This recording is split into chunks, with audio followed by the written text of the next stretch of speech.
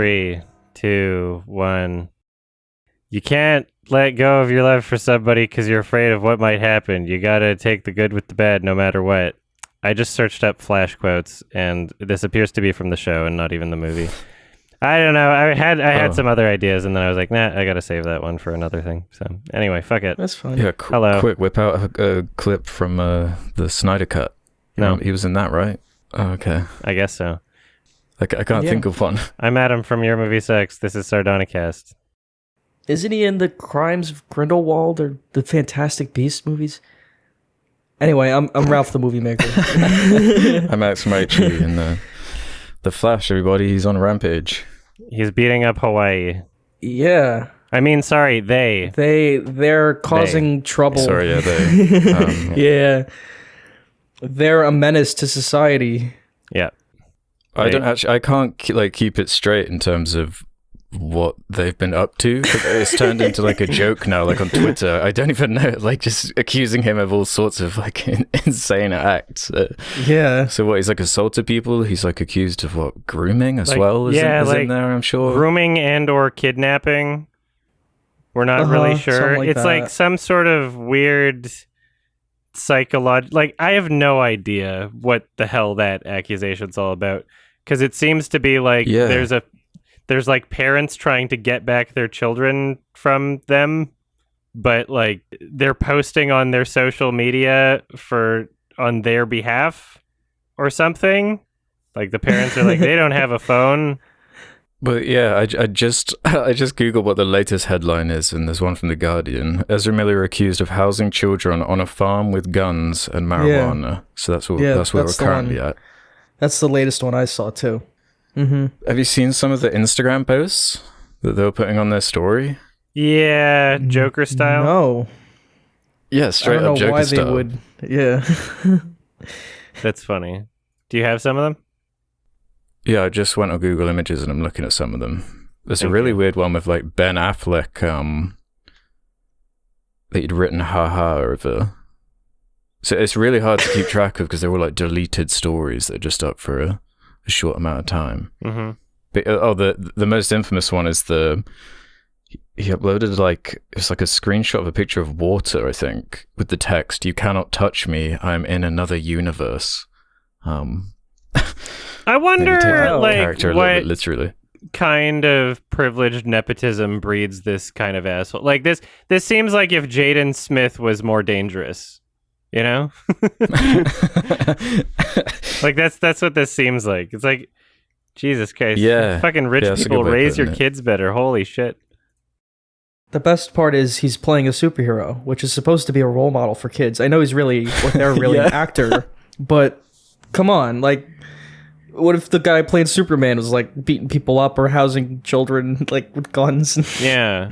I just like thinking about the producers for this upcoming Flash movie. Yeah. They must be pulling their hair out because they've already thrown down the money. It's one of those things where it's like you've already given them so many warnings. Yeah. Their hope is that the scandals remain a minimum, which is not going to happen. No. It's done. It's not recoverable at this point. I think it's already too late. It's too late. Yeah, so what do? Maybe after the first couple beatings in Hawaii, maybe after the first couple assaults, you could be like, okay, well, you know. But I think that Warner Brothers released a statement saying that, like, after this film, they're not involving Ezra Miller anymore in their projects. No. Which makes sense. Like, you can't really recover from this. This is just absolutely bizarre. Like, turned into a supervillain overnight, basically. I was thinking they could do the Kevin Spacey treatment and just like reshoot all of his scenes. Yeah. Try and save Revive face. Christopher Plummer and swap him out. Yeah, you should just like CG over Ezra Miller's face throughout the entire movie, honestly. Just deep fake it to Nathan Fielder. That's what my wish is you get Nathan Fielder's face on The Flash. And then, yeah, it's just a better movie, honestly. The Flash was like the most annoying part about Justice League. I saw the Snyder cut, not the original, but like, holy shit. The Flash was so fucking annoying. That just the cringe humor and awful acting.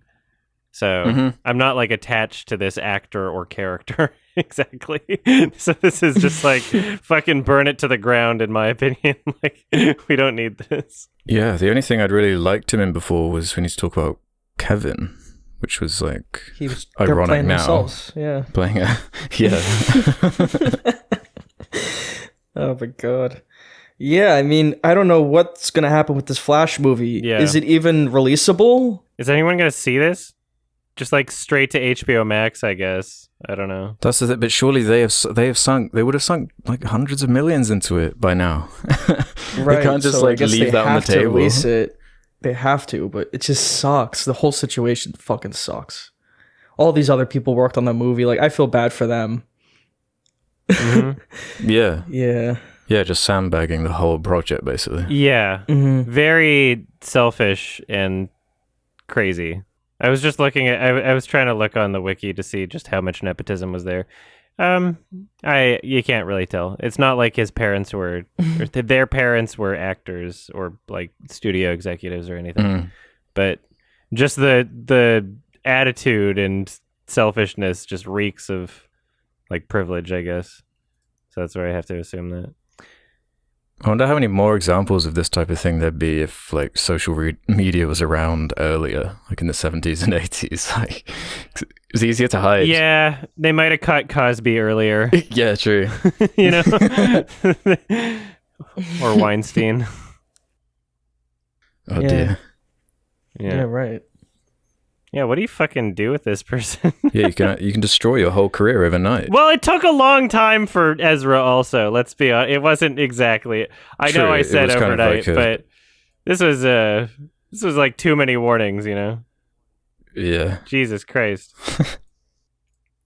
Wow, it was so... I forgot about the April 2020 choking video. Do you remember that? I'm just looking right now. Oh, yeah. Yeah, I think we talked about that, didn't we? Yeah, I've seen... Yeah, we did. I completely forgot about that. Someone showed me that, and I was like... Yeah. I was like trying to give the benefit of the doubt. I was like, well, I don't know if they were like play fighting or like like if it was for like a thing that they were like doing. Like, I don't know what that was. That's right. And now it's just like all this shit like, holy shit, you're a violent asshole. Oh my God. I put that in a video somewhere, and like it completely went to the wayside. I'm like, what the fuck? And people were like, oh, he's play fighting. I'm like, maybe? Yeah, but yeah. now, I mean, there's like a whole pattern. Now there's no doubt that they're like fucking shit up. Yeah. Yeah, awful person. Wow. All right, Yeah. I guess your career's over, hopefully. So, fuck you. It is Hollywood. They'll make a comeback. They're apparently cast in a film called Dollyland, where they're playing Salvador Dali. Directed by Mary Herron. I don't know if that's going to be like a big that will movie or happen. not. Oh, director of American Psycho. Surely they were set. They were in the DC universe and the Harry Potter one. Like they already were in the Harry Potter stuff, as you were saying, Ralph. But like The director of just American totally- Psycho is now directing an American Psycho. Wow.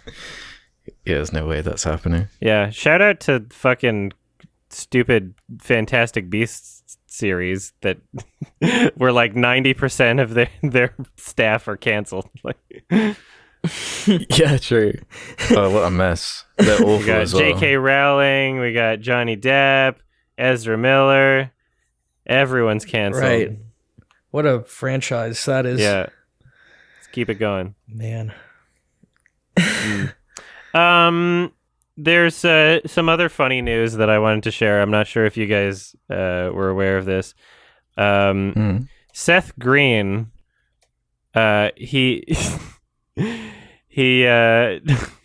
he decided to make an NFT show. So he took, the Bored Ape NFT.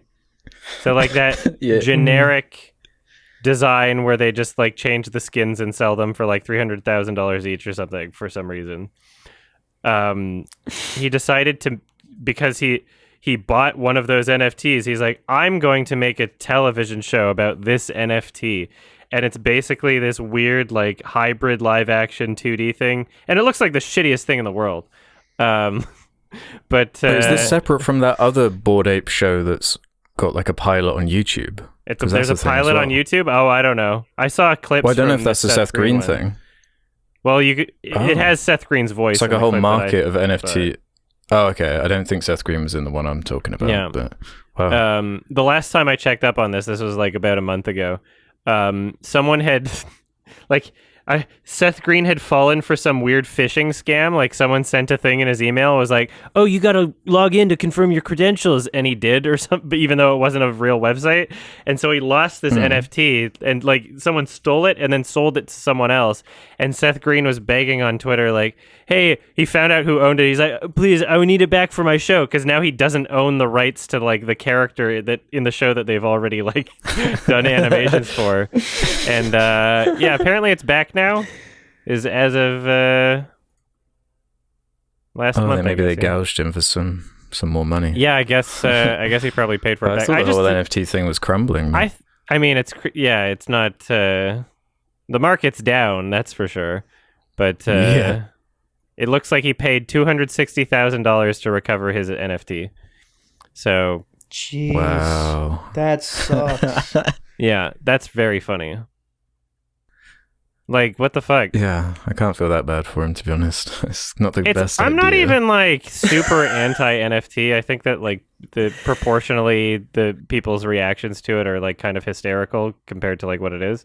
But, you know, I don't have an NFT. I don't, like, participate in it. It's just, like, it's very silly to me that he got caught in a phishing scam and lost the rights to a character for, like, a month. Like, what the fuck? That's so bizarre and unheard of. Basing like any show off some like trending thing like that is just... It looks like a bad show. Yeah, exactly. It looks so awful. Like, man, just go work on Robot Chicken or something. You've already got your stuff going on. Like, yeah, and Robot Chicken isn't even like good.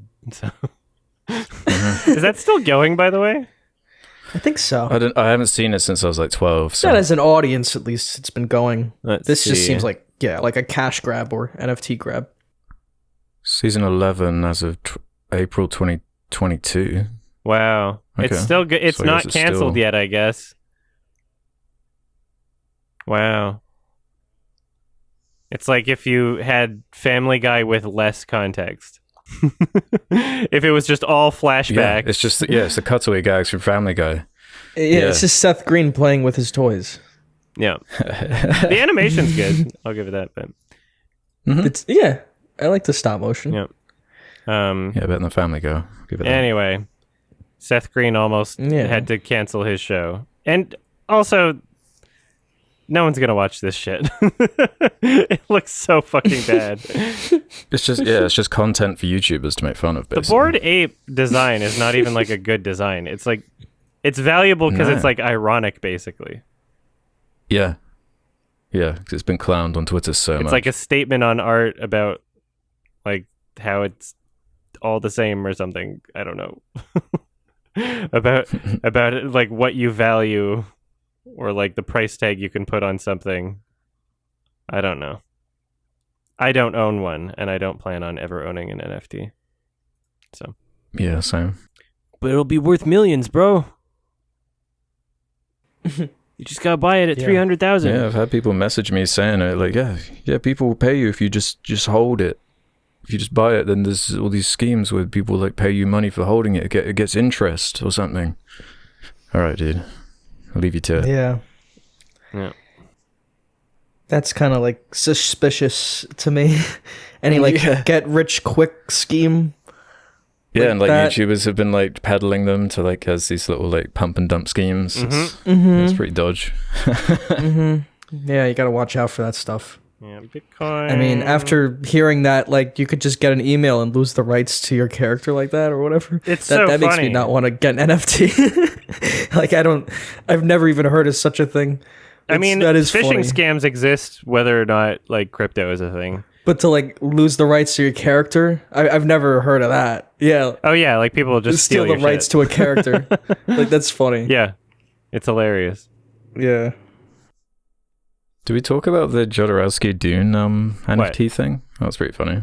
Oh, I forgot about But that. there's I can't remember if we talked about it on the cast. But there's some NFT bros like pulled their money together and thought they bought the rights to Dune, the Jodorowsky one, and were like, yeah, we're gonna put it out there, the true Dune.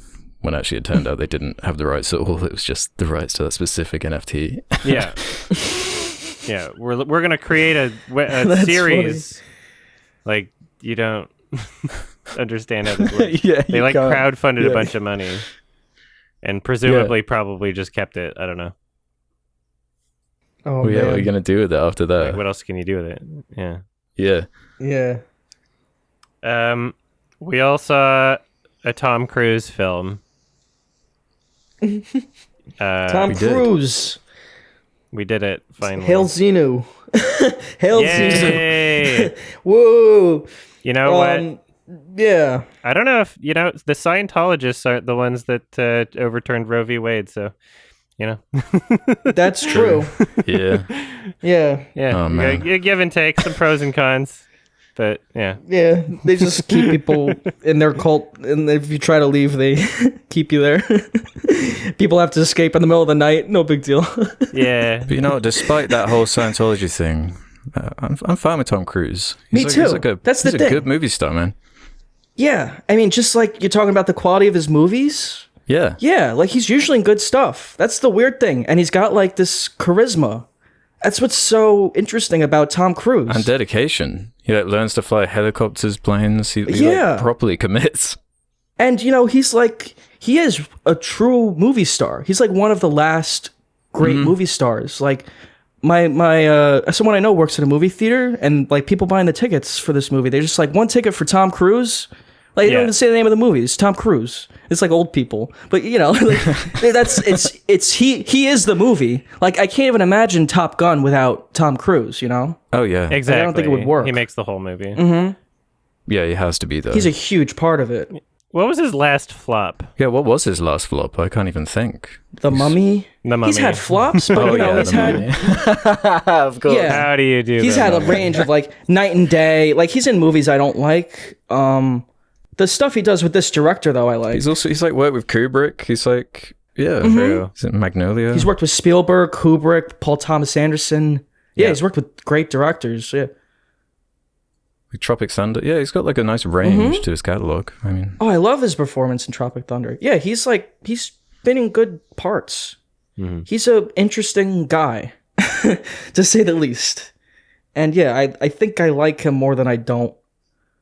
The Mummy is awful, but I don't know. I love this movie kind of. He strikes me as an interesting character, although I don't know what he's like in real life, but his performances are great, and seems like he's constantly trying to like prove himself, no matter how old he gets, he's always like still giving it his all, which is very respectable, like very admirable. Yeah, he has definitely more hits than flops. I'm looking at his IMDb especially right like now. in the action genre, some of the best action movies the last like 20 years he's been in the forefront of. Minority Report. Yeah. Mission Impossible. The Oh Mission god, Impossible the next Maverick. Mission Impossible is going to be a part 1 and part 2. They're doing the Hunger Games or whatever. Fuck. Yeah. But surely it's got to be like his last one. He can't keep running that fast forever, man. He can't do it. Like, how old is he? He must be approaching 70. Steroids. Yeah, CGI. I think they do CG to make him look younger too. Not like a lot, but some digital de-aging. I mean, he still does all of his stunts. 59 years old. He's almost 60. Man. Yeah, he looks good. Yeah, he does. Did you see the like pre-show like clip? Did they play that in your theater where he's like, "I'm glad I made this movie. I'm the best." Oh no, that didn't play at mine. Okay, because I played that. He looked a lot older in that than he did in the movie. I think they actually filmed this movie, like a lot of it, in like 2019 or something. I think they actually filmed this a few years ago. This movie got delayed a lot. There's a dispute over the rights for this right now. They're being sued by the original publisher for the Top Gun story, like the estate of the original author, because the rights had expired before the film came out, and the studio is arguing, no, we had finished filming before the rights expired, and that's gonna be really interesting in court, because I don't know if it works that way, but I like the movie. I wonder too. Yeah, and also that like it got pushed back a lot because of COVID, and I feel like Tom Cruise wanted this to come out in the theater. They really pushed for that, and I think that was a good call. I think it's a theater movie. It's very epic in scale. Yeah. And it made a shit ton of money. Just passed like $1 billion at the box office. Yeah, it's one of Tom Cruise's highest grossing. So Yeah. it was definitely a good call to like wait and release it in theaters. Even if there's a lawsuit, they can probably just write the guy a fucking check, honestly. Like, Yeah. they have the money to do that. Yeah. Highest grossing of all time for Tom Cruise. Mm-hmm. Really? That's Wow. crazy. Like usually $1 billion movies are like superhero stuff. But I was just expecting it to be another like cash grab, you know? Mhm. I mean, it kind of is, but it was still good. No, but you know, for the pile where it's just like, yeah, take the property you know and just shit out we're not going to talk about Jurassic World this episode, but you know, something more akin to that, where it's like just this walking zombie that's just miserable. Whereas like a lot of effort, like this song like is so much better than the original. I don't know if we want to talk about the original first. Yeah. Sure. Have you seen it? I'd never seen it until recently, and I had to try twice because I actually fell asleep the first time. I was so bored. I only got through it. There's like no conflict. Yeah, I only got through it because I like watched the exactly. I watched the like director's commentary, which was like way more interesting to me. Yeah. But even then, I think I still Tony fell asleep Scott. for like 20 minutes. Mm-hmm. Yeah, and it was like one of those films that already we had that question I think last episode about like movies you already kind of know before even watching just through like pop culture. Mm-hmm. It's one of those osmosis movies where it's like, well, it's an well, they've iconic already- film. yeah, you know the song and you know that Goose dies. I guess spoilers for Top Gun original. You know, the That's kind of volleyball it. scene. Yeah, the volleyball scene and just the general kind of gayness. Yeah. Yeah, the gay undertones of it, which make it interesting. Like, it's definitely something memorable about that film. It's the only entertaining part is just when it's weirdly gay. Yeah. Because then it's kind of funny. But the rest of it's so boring. But it's so weird because, you know, it's a military movie. It's a very, like, man's man military movie. Think of that kind of audience. And yeah, that it has, like, these kind of gay undertones makes it kind of funny and also unique. Like, I do like that about the original one. I heard that they were trying to, like, get women in the audience too, so they were like, "Well, this is a volleyball. They'll be shirtless. And they'll kiss each other." I don't know. It's that too. Yeah. Mwah. It's like the women want to see like Tom Cruise without his shirt on. Like at the time, maybe not now, but Yeah. I don't think he took his shirt off in this one. They had volleyball. I don't think so. Oh wait, you mean the new one? Yeah, but did Tom Cruise they did do the volleyball. in the new one? Yeah, they No. did the football in this movie. He was watching very intently. Mm-hmm. Hey, I'm I'm just glad you teaching him brought up how the to be a original one. team. What are you doing? You can't play games. It's team building. This one, it was kind of funny. I'd say like that first Top Gun has it's a really iconic like soundtrack. And they ruin it by spamming the music. In the original one? Yeah, they played. Yeah. There's 3 songs that they played like 10 times. Yeah, I don't mind it. It's good songs. Yeah, it's hilarious. Like Tony Scott keeps calling it it's really rock and roll. They're He's good saying songs it's like independently fired from of it the like film. 3 times. Yeah, it's just so strange. And there's not much action in the original Top Gun as well.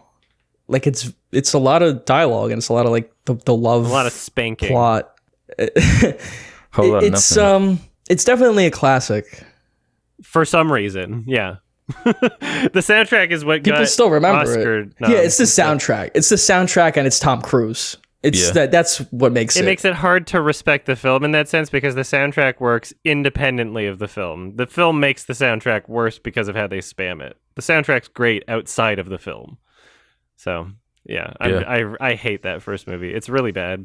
I can't stand it. I don't remember who said this, but I agree with this quote that the new Top Gun movie is like what people thought the original was. Like if that's what it feels like. It's like taking that general story and just making it work, making it really exciting. Yeah, it's fun action. yeah, making it much more exciting. Yeah, Stakes, throwing in more action, characters, which is stakes. Right, like these things help the movie. Yeah, they make it much more intense. Like some of my favorite parts of this film, Top Gun Maverick, are the flying scenes and the it's so plane great. scenes. It's some of the Yeah, best they're I've ever amazing. seen in a film. Exhilarating. They're amazing. They're the sound and like just the way it's shot. It is exhilarating. It's really fucking awesome. This movie. Yeah. When it works, it really works, I feel.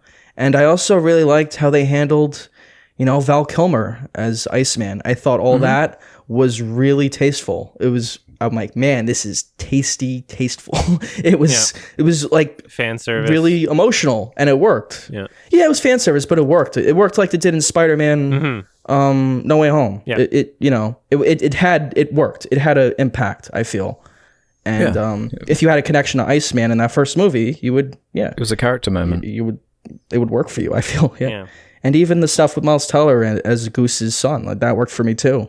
That was a huge part of the movie. Yeah, that's a way more interesting angle than whatever happens in the first movie. Yeah, the guilt of that loss and getting over that. And it was a good conflict, I felt. There was a lot going on in the movie that made it more interesting. And and those action scenes, man, they were great. They really like tied the whole thing together. Super awesome blockbuster. I just liked the structure.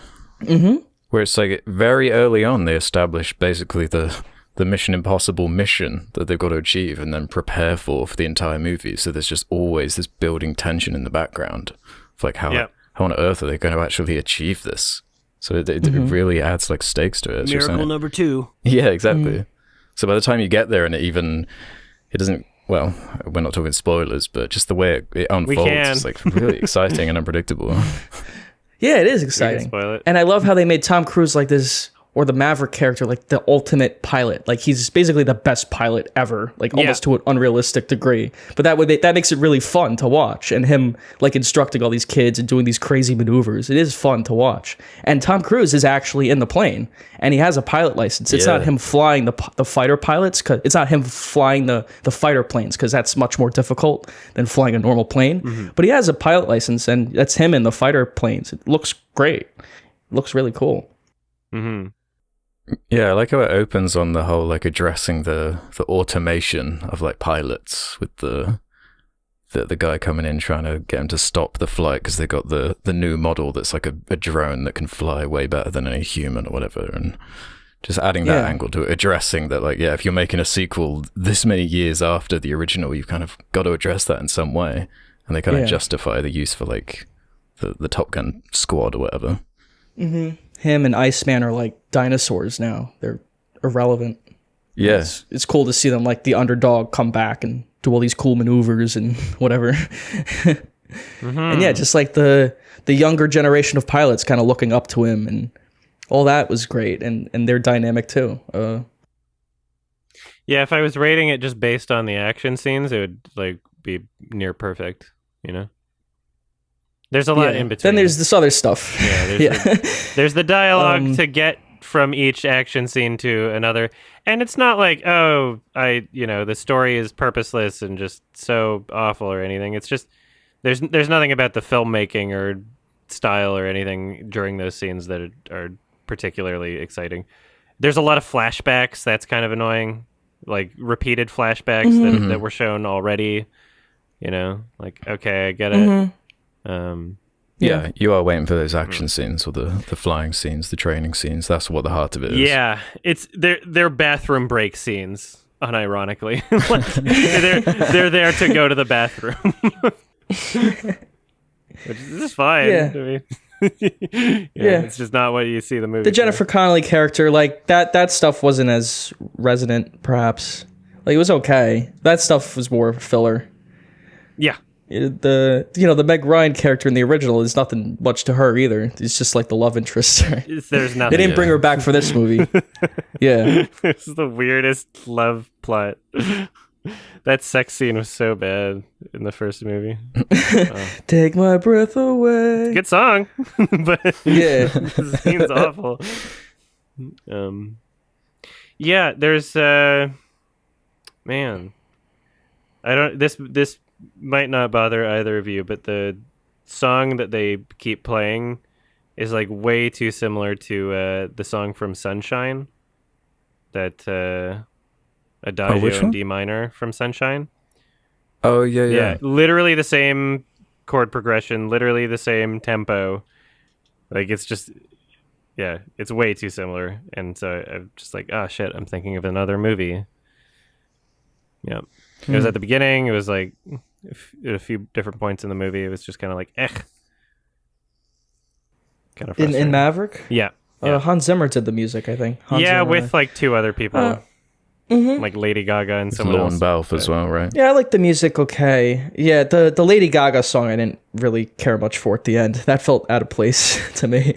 That. Oh yeah. When I saw that in the opening credits. Oh god. That was a little like cringy. They're gonna get an Oscar nom.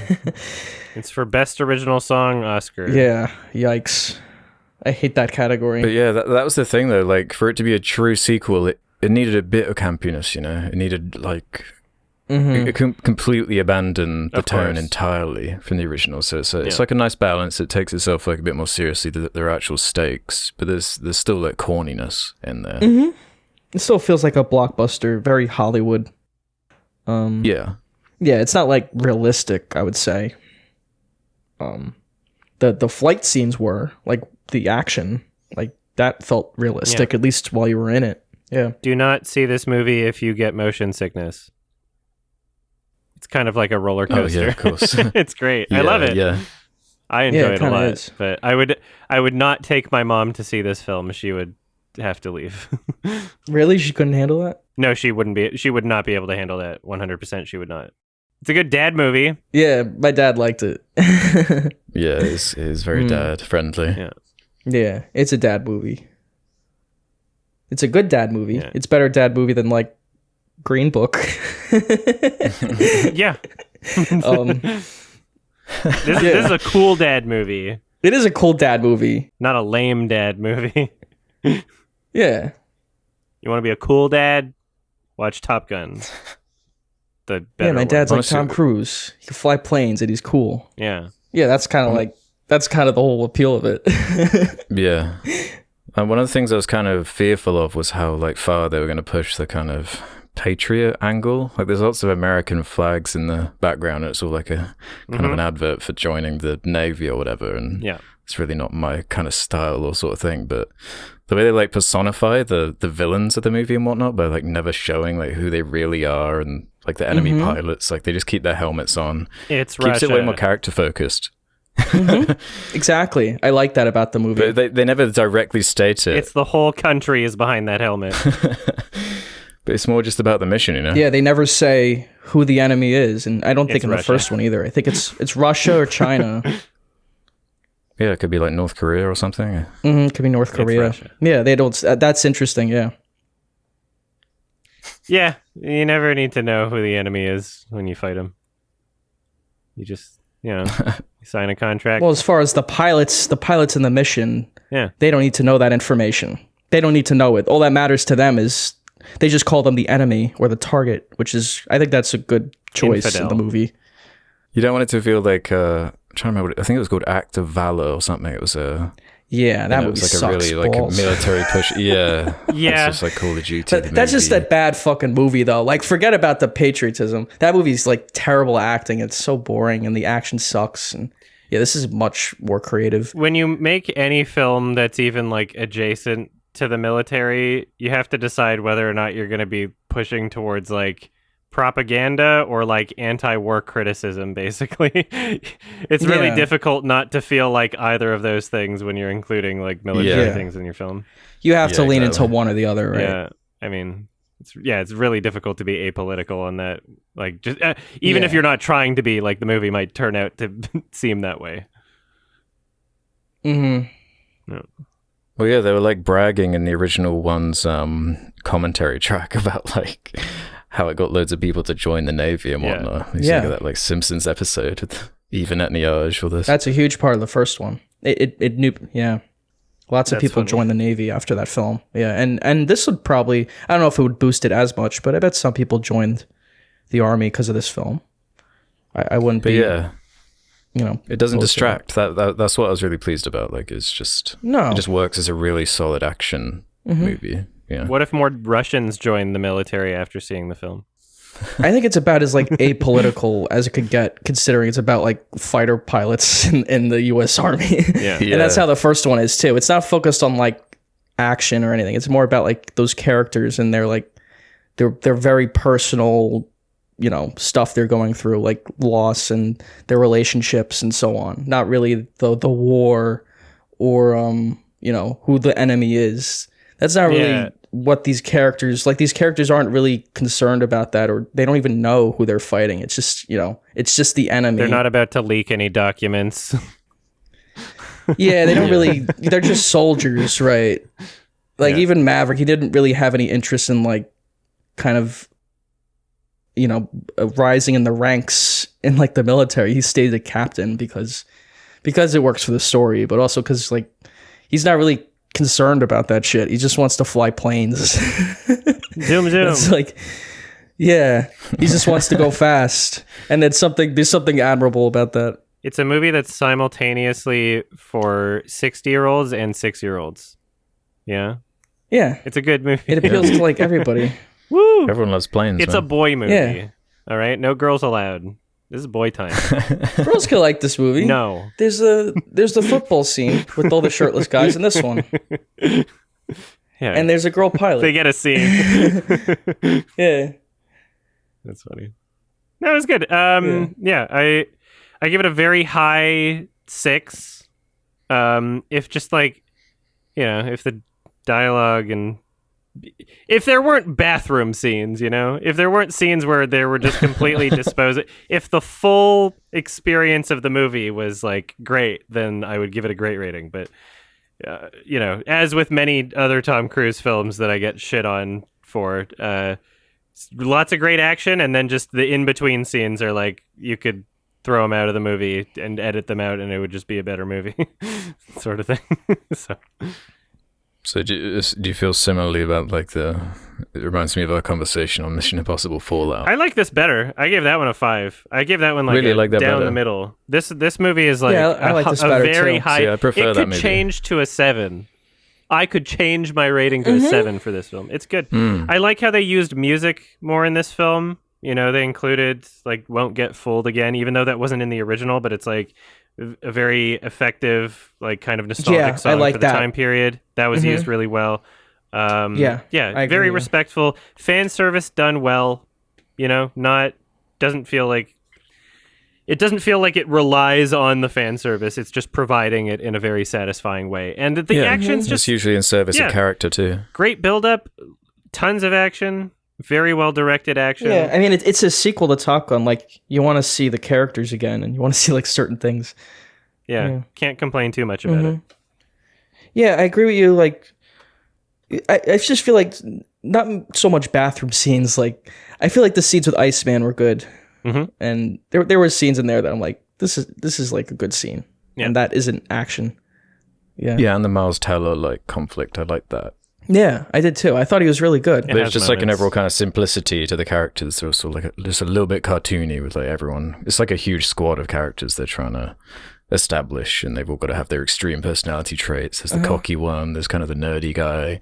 They've got all those kind of like, Bob. but it works for what they're trying to accomplish with the action like build up.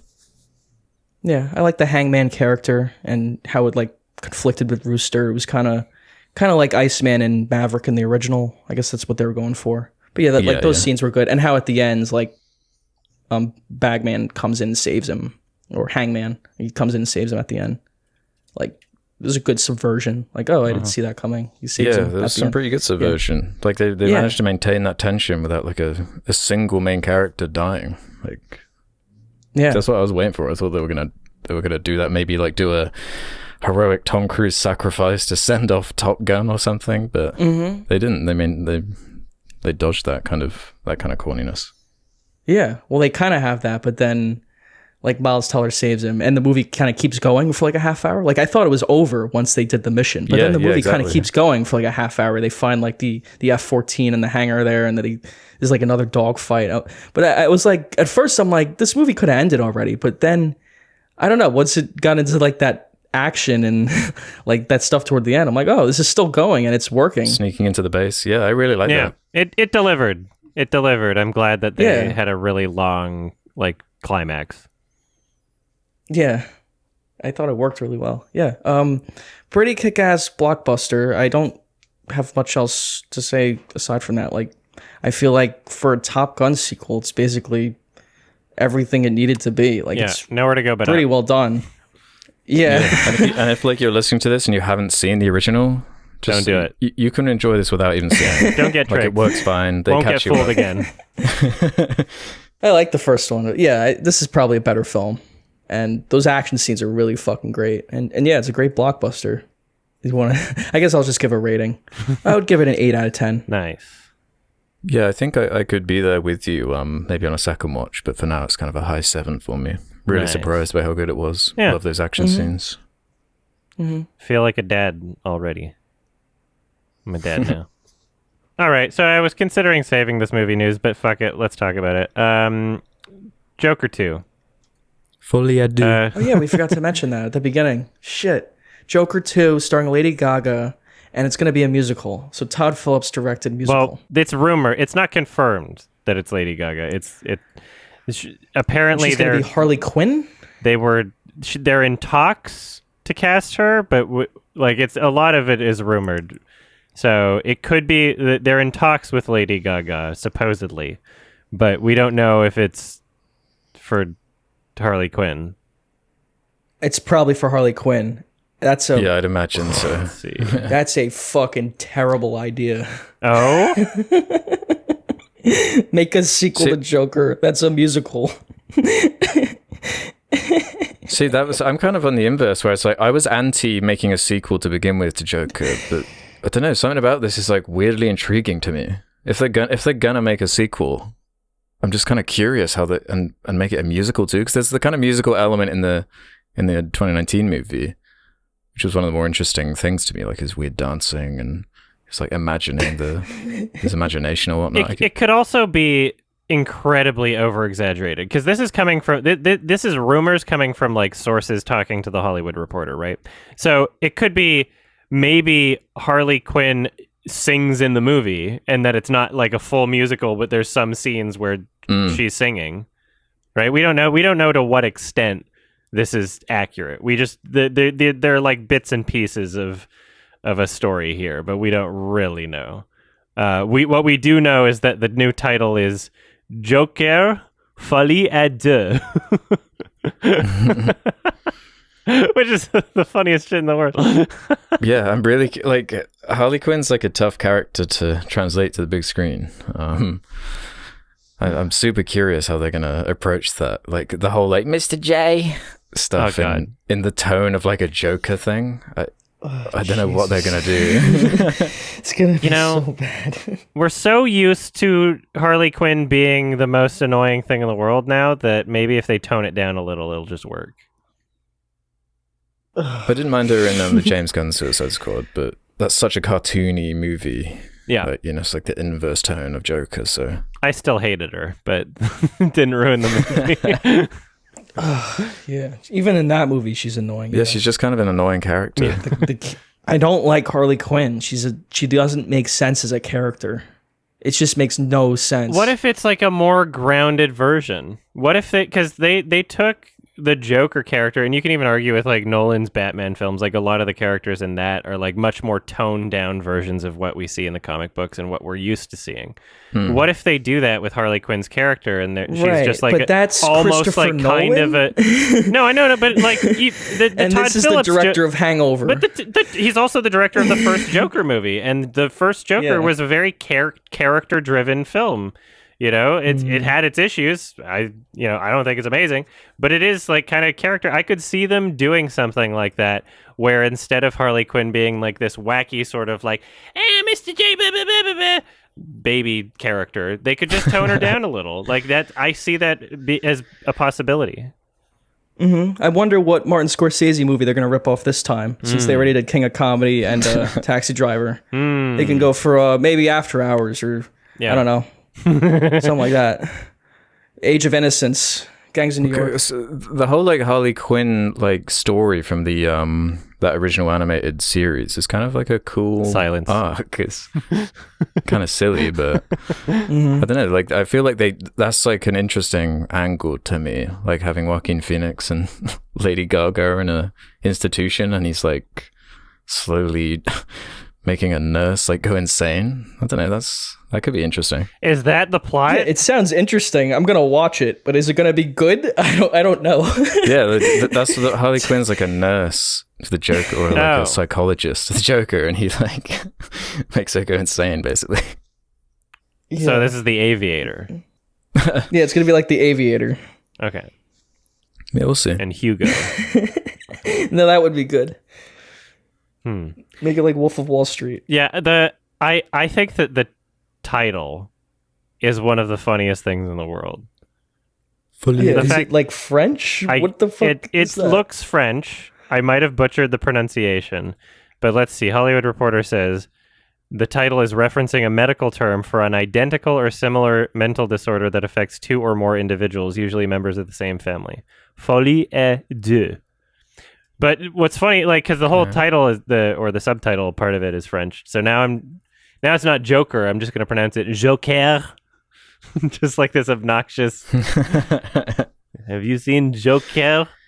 Kind of like the only thing that worked about me for the original Joker was like some of the more violent scenes, like the shooting in the subway or whatever, or like him kind of turning to become evil. I'm like, oh, that's kind of interesting there, but I don't feel like they're going to do that in this film. I like a lot of stuff it tried to do. What? Yeah, there's some good ideas in there. It's just, it's like what you said about Top Gun Maverick. It's like, there's like bathroom scenes, and there's just scenes that are like, the over-explained flashback in Joker was annoying. Yeah, I didn't like that. The whole his neighbor being a fantasy or whatever, that was so stupid. Yeah, and how they over-explained it made it more stupid. Mm-hmm. Right, they didn't even need to explain it. That could have been up to interpretation. Yeah, that was annoying. Right, exactly. Yeah. But, man. And like here's the thing. No matter what it is, it's going to be a meme. And that's why I'm excited. Right. No matter what it is, funny. It's going to be big meme times for Joker, right? Yeah. Right. So. Oh, yeah. No, yeah, it was huge before the first Joker came out. Like, Joker's like a meme character now. Joker Best Picture Oscars. That was the best Oscars. And then Parasite won, so yeah. Yeah. Damn. It's very... At least Warner Brothers has got something happening that's positive in the DC universe. At least they're doing something that seems like even remotely promising, maybe. Fucking... Yeah. Jesus Christ. They can't do anything with The Flash anymore. And Aquaman, too. That's like... I know. Amber dumb. Heard's like... Right. Yeah. Yeah. Mm-hmm. It's not as bad. Gotta get a new girlfriend. The lead, but... I think just edit her out, I'm sure. I'd imagine, like, Warner Brothers at this point, because they also own the rights to the Fantastic Beasts movie. So, like, 3 canceled from that, Amber Heard from Aquaman 2, Ezra Miller from The Flash. At this point, all of their casting process has to involve some sort of rigorous background check. Like, you have to hand over every social media post you've ever made. And you have to have like letters of recommendation from all of your family members and ex-girlfriends saying that you don't abuse people. Like, what is Warner Brothers going to do now? Like, everybody they're working with is getting canceled. Disney doesn't have this problem right now, I think. Right? That's like not really happening with Disney. I'm surprised they don't have like social media stuff in their contracts. Like, while you're working under us, you can't tweet or post anything on I mean, Instagram. it happened with Gina Carano. Oh, yeah. Yeah. Yeah, that's right. With her. No. She was tweeting stupid shit. Like, yeah. Yeah. And like Ezra Miller, she had like a billion warnings. Like, hey, can you tone it down? And then she was like, oh, sure. By the way, being a Christian in America is like being a Jew in Nazi Germany. Like, okay. God. Yeah. So embarrassing. Oh, it's so embarrassing. Social media, man. It's a mistake. Yeah. See, that's funny. It's funny. Joker 2 is going to be a meme. Joaquin Phoenix is going to get canceled for drinking cow milk once or something. And then... Right. Yeah. So that's the way it is. I'm excited. Me too. It's gonna be curious. funny. I'm definitely interested. Yeah. Yeah, there's no way they weren't going to make a sequel. It made too much money. It was too much of like a cultural thing. Yeah. When the news came out, like, Joker 2 has been greenlit, I'm like, it hasn't been before? Like, it wasn't already? But that kind of... Didn't the movie have some artistic integrity? Like, it didn't need a sequel. It's just kind of its own standalone film. It would be like making like One Flew Over the Cuckoo's Nest 2 or something. No, but $1 billion. Not that, yeah. There's a couple great movies with sequels. You know what we need? We need No Country for Old Men too. Yeah, that's we need what I another mean. Anton Chigurh. He needs to be like Freddy Krueger. There have been, obviously, The Godfather Part 2. The Godfather Part 2 is great. There's good sequels, but I just mean, like, usually sequels are kind of a cash grab. Yeah, like reacting to how well it does or doesn't do, Yeah. as opposed to like having some kind of story planned That's out. business. Mm-hmm. It's Yeah. movies. Mm-hmm. Yeah, that's the business of film. So we'll see how it turns out. All right. Can't wait. Speaking of movies, we Movies? saw The Fifth Element. Bad movies? No. it's not Are we bad. doing the recommendation? Is it time? It is time. Okay, so yeah, it was my pick, The Fifth Element, Luc Besson. Speaking of like French, Yeah. yeah, his I guess his sci-fi, depending on who you ask, masterpiece from 1997.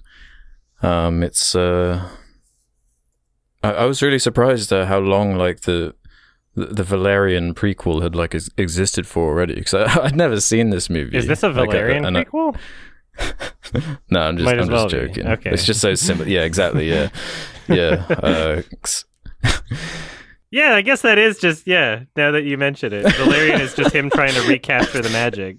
And be like, hey guys. That's funny, yeah. And it gets complicated because there's a bunch of imagery from, what's his name? Jean-Claude Mézières. Apologies for the pronunciation. Mm-hmm. Who like did the art and created Valerian and was like a huge inspiration for The Fifth Element. And then he went on to direct Valerian, the movie, and also like all the crossovers of like Star Wars and whatnot, because George Lucas was always was also a fan of this kind of stuff. So it's all like all this sci-fi bleed over whatnot, and The Fifth Element is another one of these kind of osmosis movies where it's just kind of been in nerddom, like pop culture for ages, and I'd somehow avoided it. I don't know, there's something about it like wasn't that appealing to me, but yeah, I recommended it, and the story's kind of a surprisingly basic kind of MacGuffin movie with a cab driver in the future.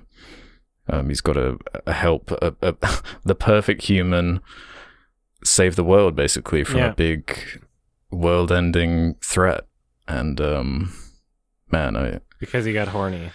Because well, I was reading about it after I finished watching it, and I saw that Luc Besson had he'd conceived this idea and this story when he was like 14 years old, and I was like, oh, okay. That kind of explains some things to me. It's quite It's like one of those. self-insert,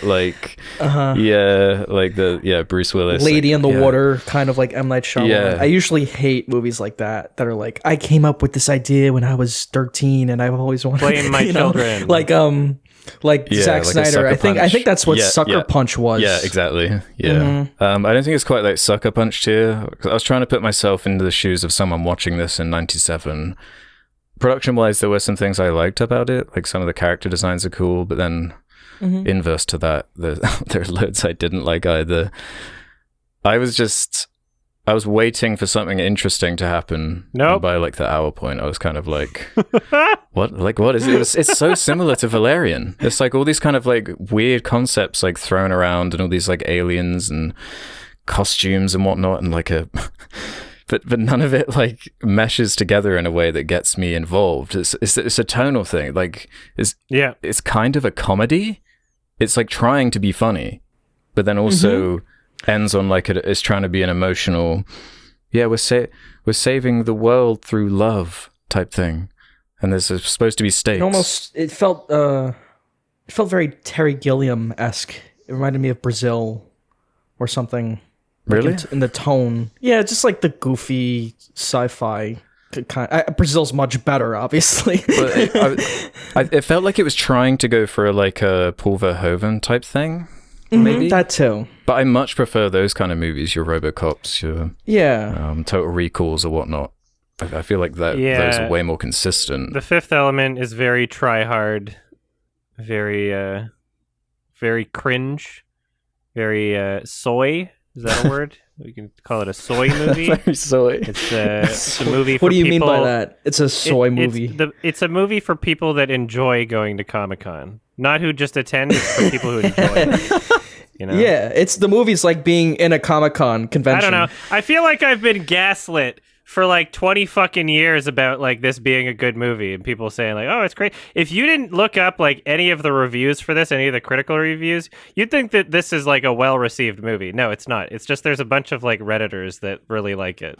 I don't know. A cult movie. So they're just really loud fans that gaslit everybody into thinking that this is like a well-received movie. That's what happens sometimes. It's a cult movie. Yeah. I get why a certain crowd would like Everybody it. calm down. I'm being facetious anyway. Also, No, I read a hilarious bit of trivia saying that Gary Oldman is such a good friend of Luc Besson that he took part without reading the script doing this movie to repay Besson for partly financing Oldman's movie Nil by Mouth. Asked in a 2014 interview if he liked the movie, Oldman stated, "Oh no, I can't bear it."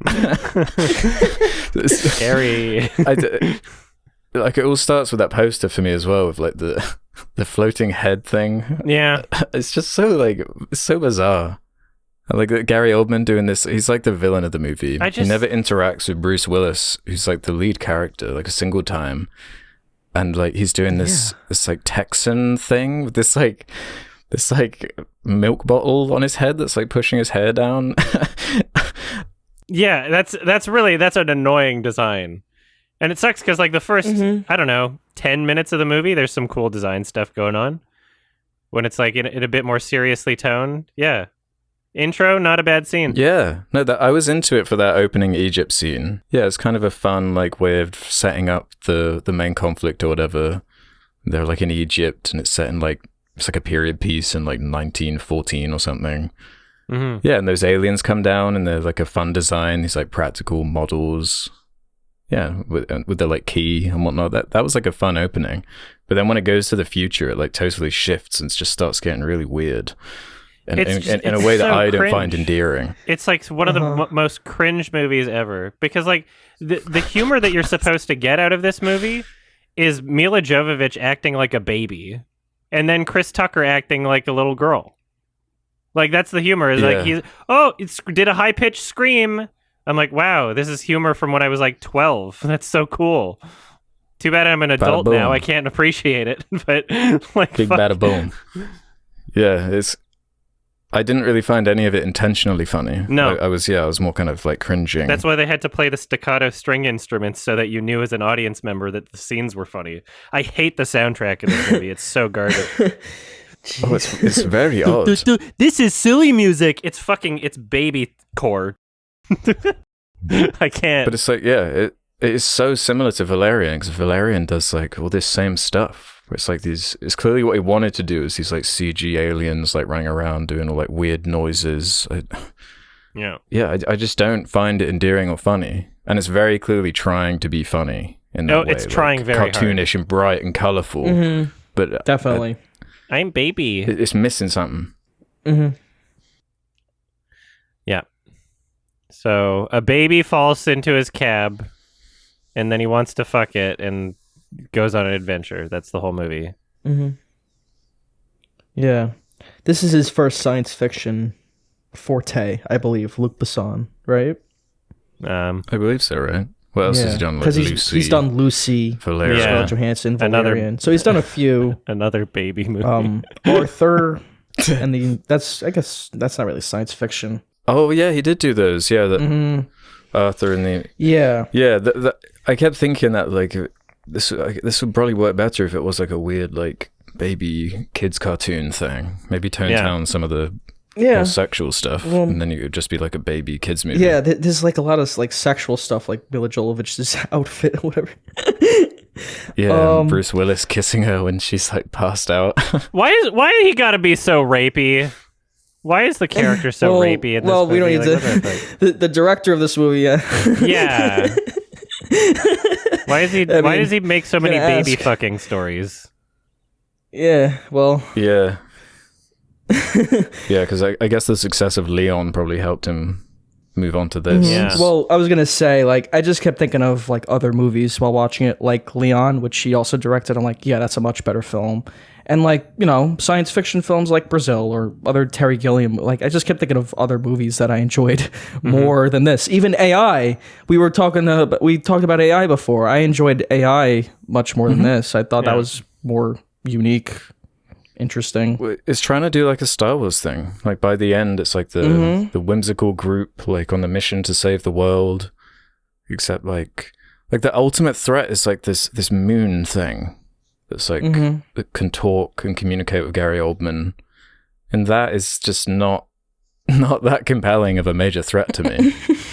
You know, it's so uninteresting, and the way to defeat it is to take the perfect human who's engineered by the like human military, I guess, based off like a relic from that crash ship. From the like sarcophagus or whatever, because there's this like cycle, this 5,000 year cycle or something. It's just like, yeah, you got to take the fifth element is referencing like earth, fire, wind, and air and water or whatever. And Mia Jovovich is the fifth element, and love is what saves the world, the universe. Yeah, it's like. The characters just really have nothing to... Like, Bruce Willis, like, his whole thing is... He's on the phone to his friend. Man, the perfect girl doesn't exist.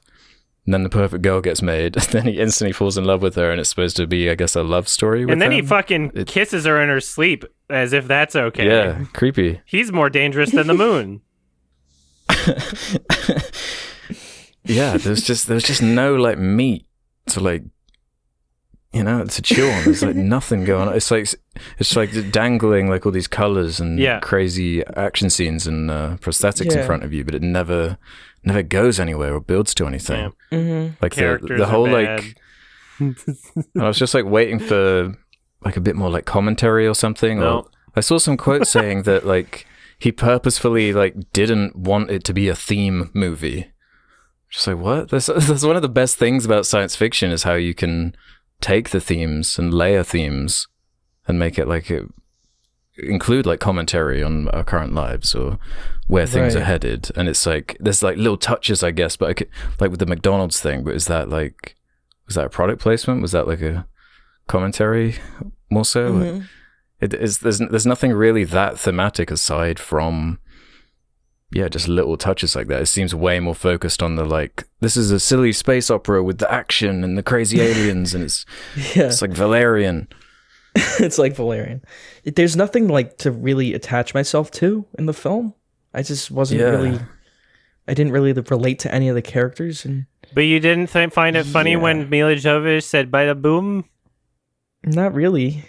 Bada boom. And I can get why people would like the universe of this film. Maybe that's what they connect to. They like this futuristic world, but I think it's telling that they never made another film or like never elaborated on this universe like we've seen with Star Wars or The Matrix, where there actually is more to explore there. Yeah, it kind of just feels random. And this is just like, it's kind of random shit. But just a consistent tone was like what I was after.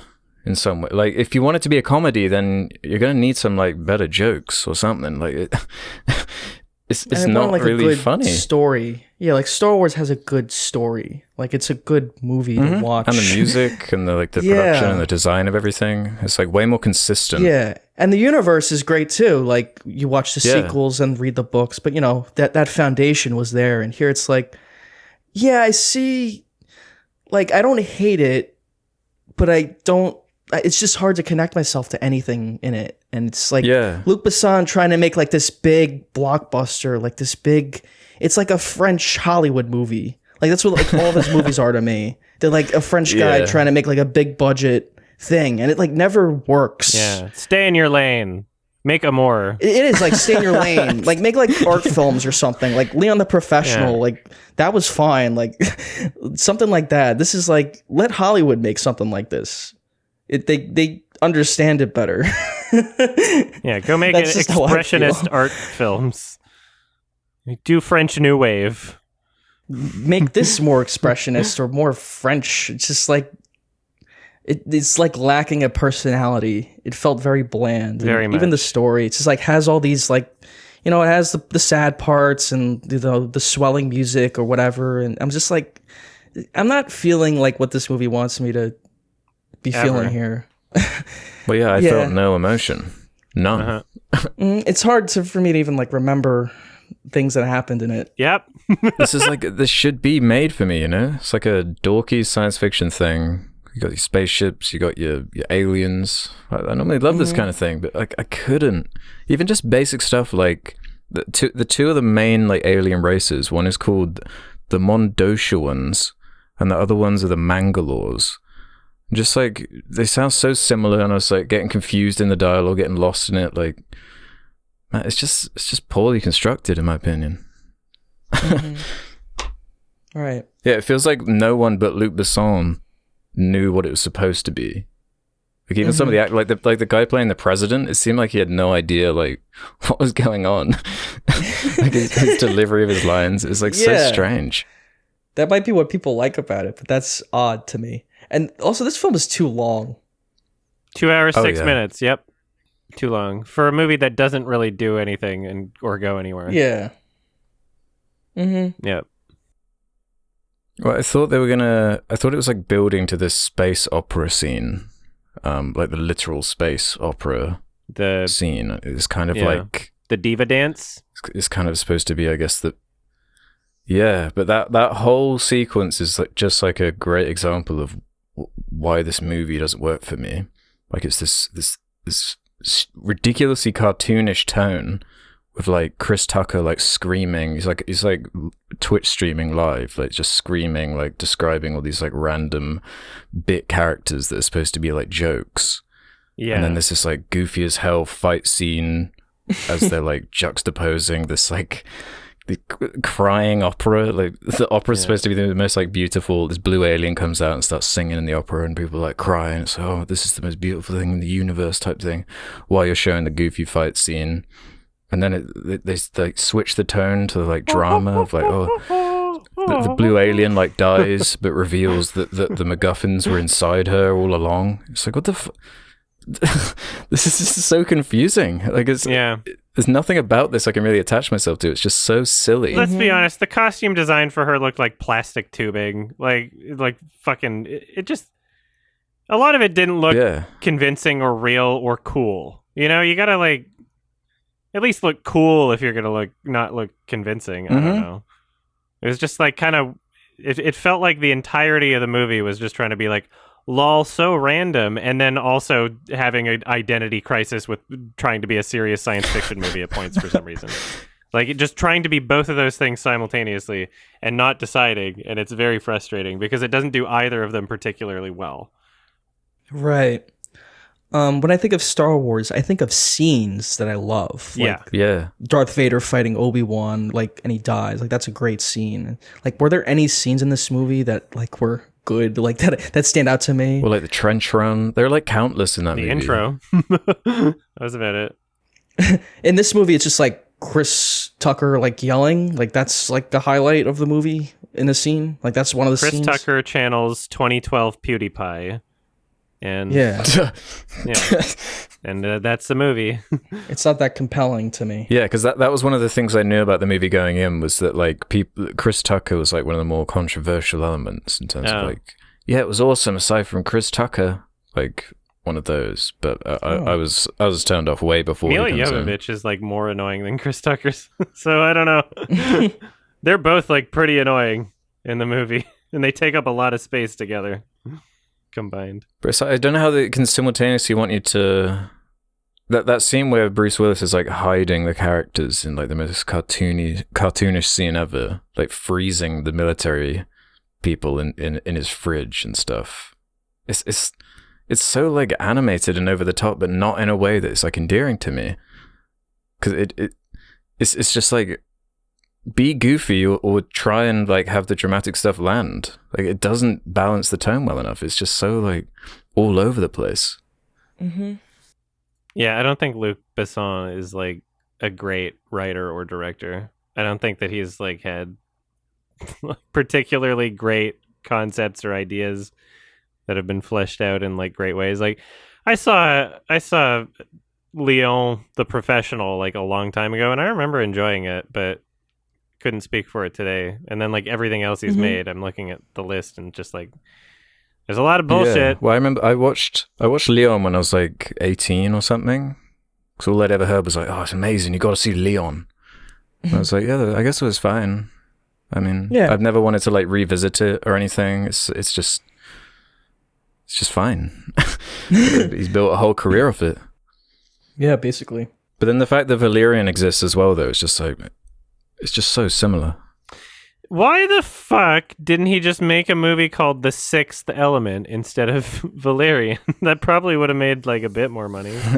Oh, that would have done better. Yeah, because it has like a cult following. Yeah, like we didn't like it, but people who like this movie would have went out to see it. Yeah, no, and it would have elaborated on that world. Like I said, like okay, maybe you do explore something here that's like that fleshes out this universe. Because I do find world building in science fiction interesting. That's like part of the appeal for me. Yeah, like, not even the story. And yeah, it's just like kind of reminded me of Terry Gilliam. But apparently like he had a plan for a trilogy that he condensed into this movie. But I'm just like, what? Like how? What do you mean? There's just not enough going on, and especially like if you, how would you even make what threads are even left to expand on, really? You know? Right. Yeah. Exactly. Yeah, I think when it really showed its true colors to me was that like crossbow scene towards the beginning, where there's that guy. He's got like the background attached to his head for some reason, so they can do that shot where like they trick you into like he's not there, and it's just like I don't know what that like was even happening really. A guy who's like he's trying to get something off Bruce Willis with this crossbow. And he pulls the whole the crossbow works when you press the button, and this guy's like really overacting and like dancing and jiggling around on the spot like a cartoon character. Super weird, man. Yeah, I wish someone liked it so we could have like a perspective. I know. I was really hoping one of you guys would, but no, we're all just like there's some people in my audience that like I did like a watch along thing on stream to it. Because I had already seen it before, and I was like, okay, well, I don't remember particularly enjoying this movie anyway. One of my Twitch viewers said that this is their favorite movie. So maybe I'll ask them about that later. But I think, like, from what I've gathered, after people saw my rating and posted about it in the subreddit, there's a lot of people that will say things like, you know what, I love this movie, but I understand it's not for everyone because it's kind of stupid.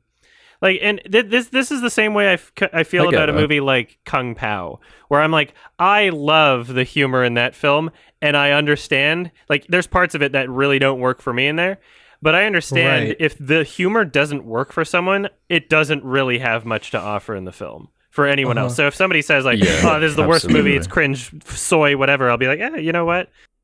You know, not your thing, that's totally fine. I would watch Kung Pao over this. The thing about I love Kung Pao. Kung Pao has like really awful parts that are like so unfunny to me, but then it has these scenes that are like hysterical. Up for it, like sure.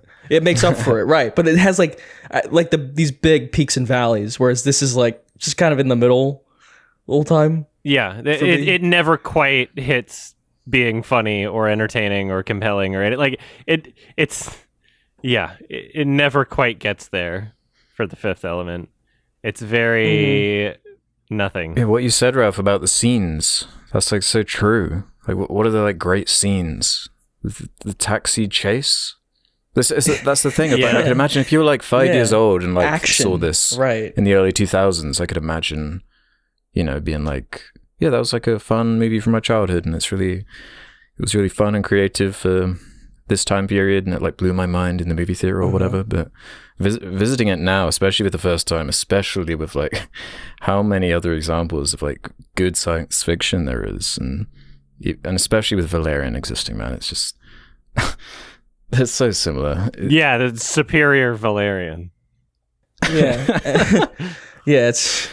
And you know, this is a film from '97. I don't want to shit on it too much for the special effects. It's a '97 movie. There's some really bad visual effects in this movie. It doesn't age just well. Like, that's for sure. No, it hasn't aged well. And if it was a better movie, maybe I could forgive it, or I don't know. That's the thing. It's just so inconsistent. Like, I like some of the miniatures and some of the costumes, but then, like Gary Oldman's whole get-up. That was so weird. Like the morphing alien guys. Mm-hmm. Yeah, so much of it just doesn't work, and it's just kind of more irritating than anything else. It's a film that's desperately trying to have a personality, is how it feels. You know? At the cost of no one knowing what's going on, who's working on the movie. Yeah, just being incompetent. I think a lot of people like this movie because of the tone. I think that there's a lot of people that they like the silly kind of space element, and they're, there's a type. There's a type for this movie, and I was being facetious earlier about the Comic-Con thing, like, who knows, but I don't know. I could imagine this feeling like nostalgic for some people in a way, I could imagine just like the music, which I hate. I could imagine that feeling like nostalgic for some people or something. Yeah. Mm-hmm. It's annoying. Yeah, I can't be doing with it. It's made for a very specific type. When you do have your Starship Troopers, when you do have your Total Recalls and whatnot,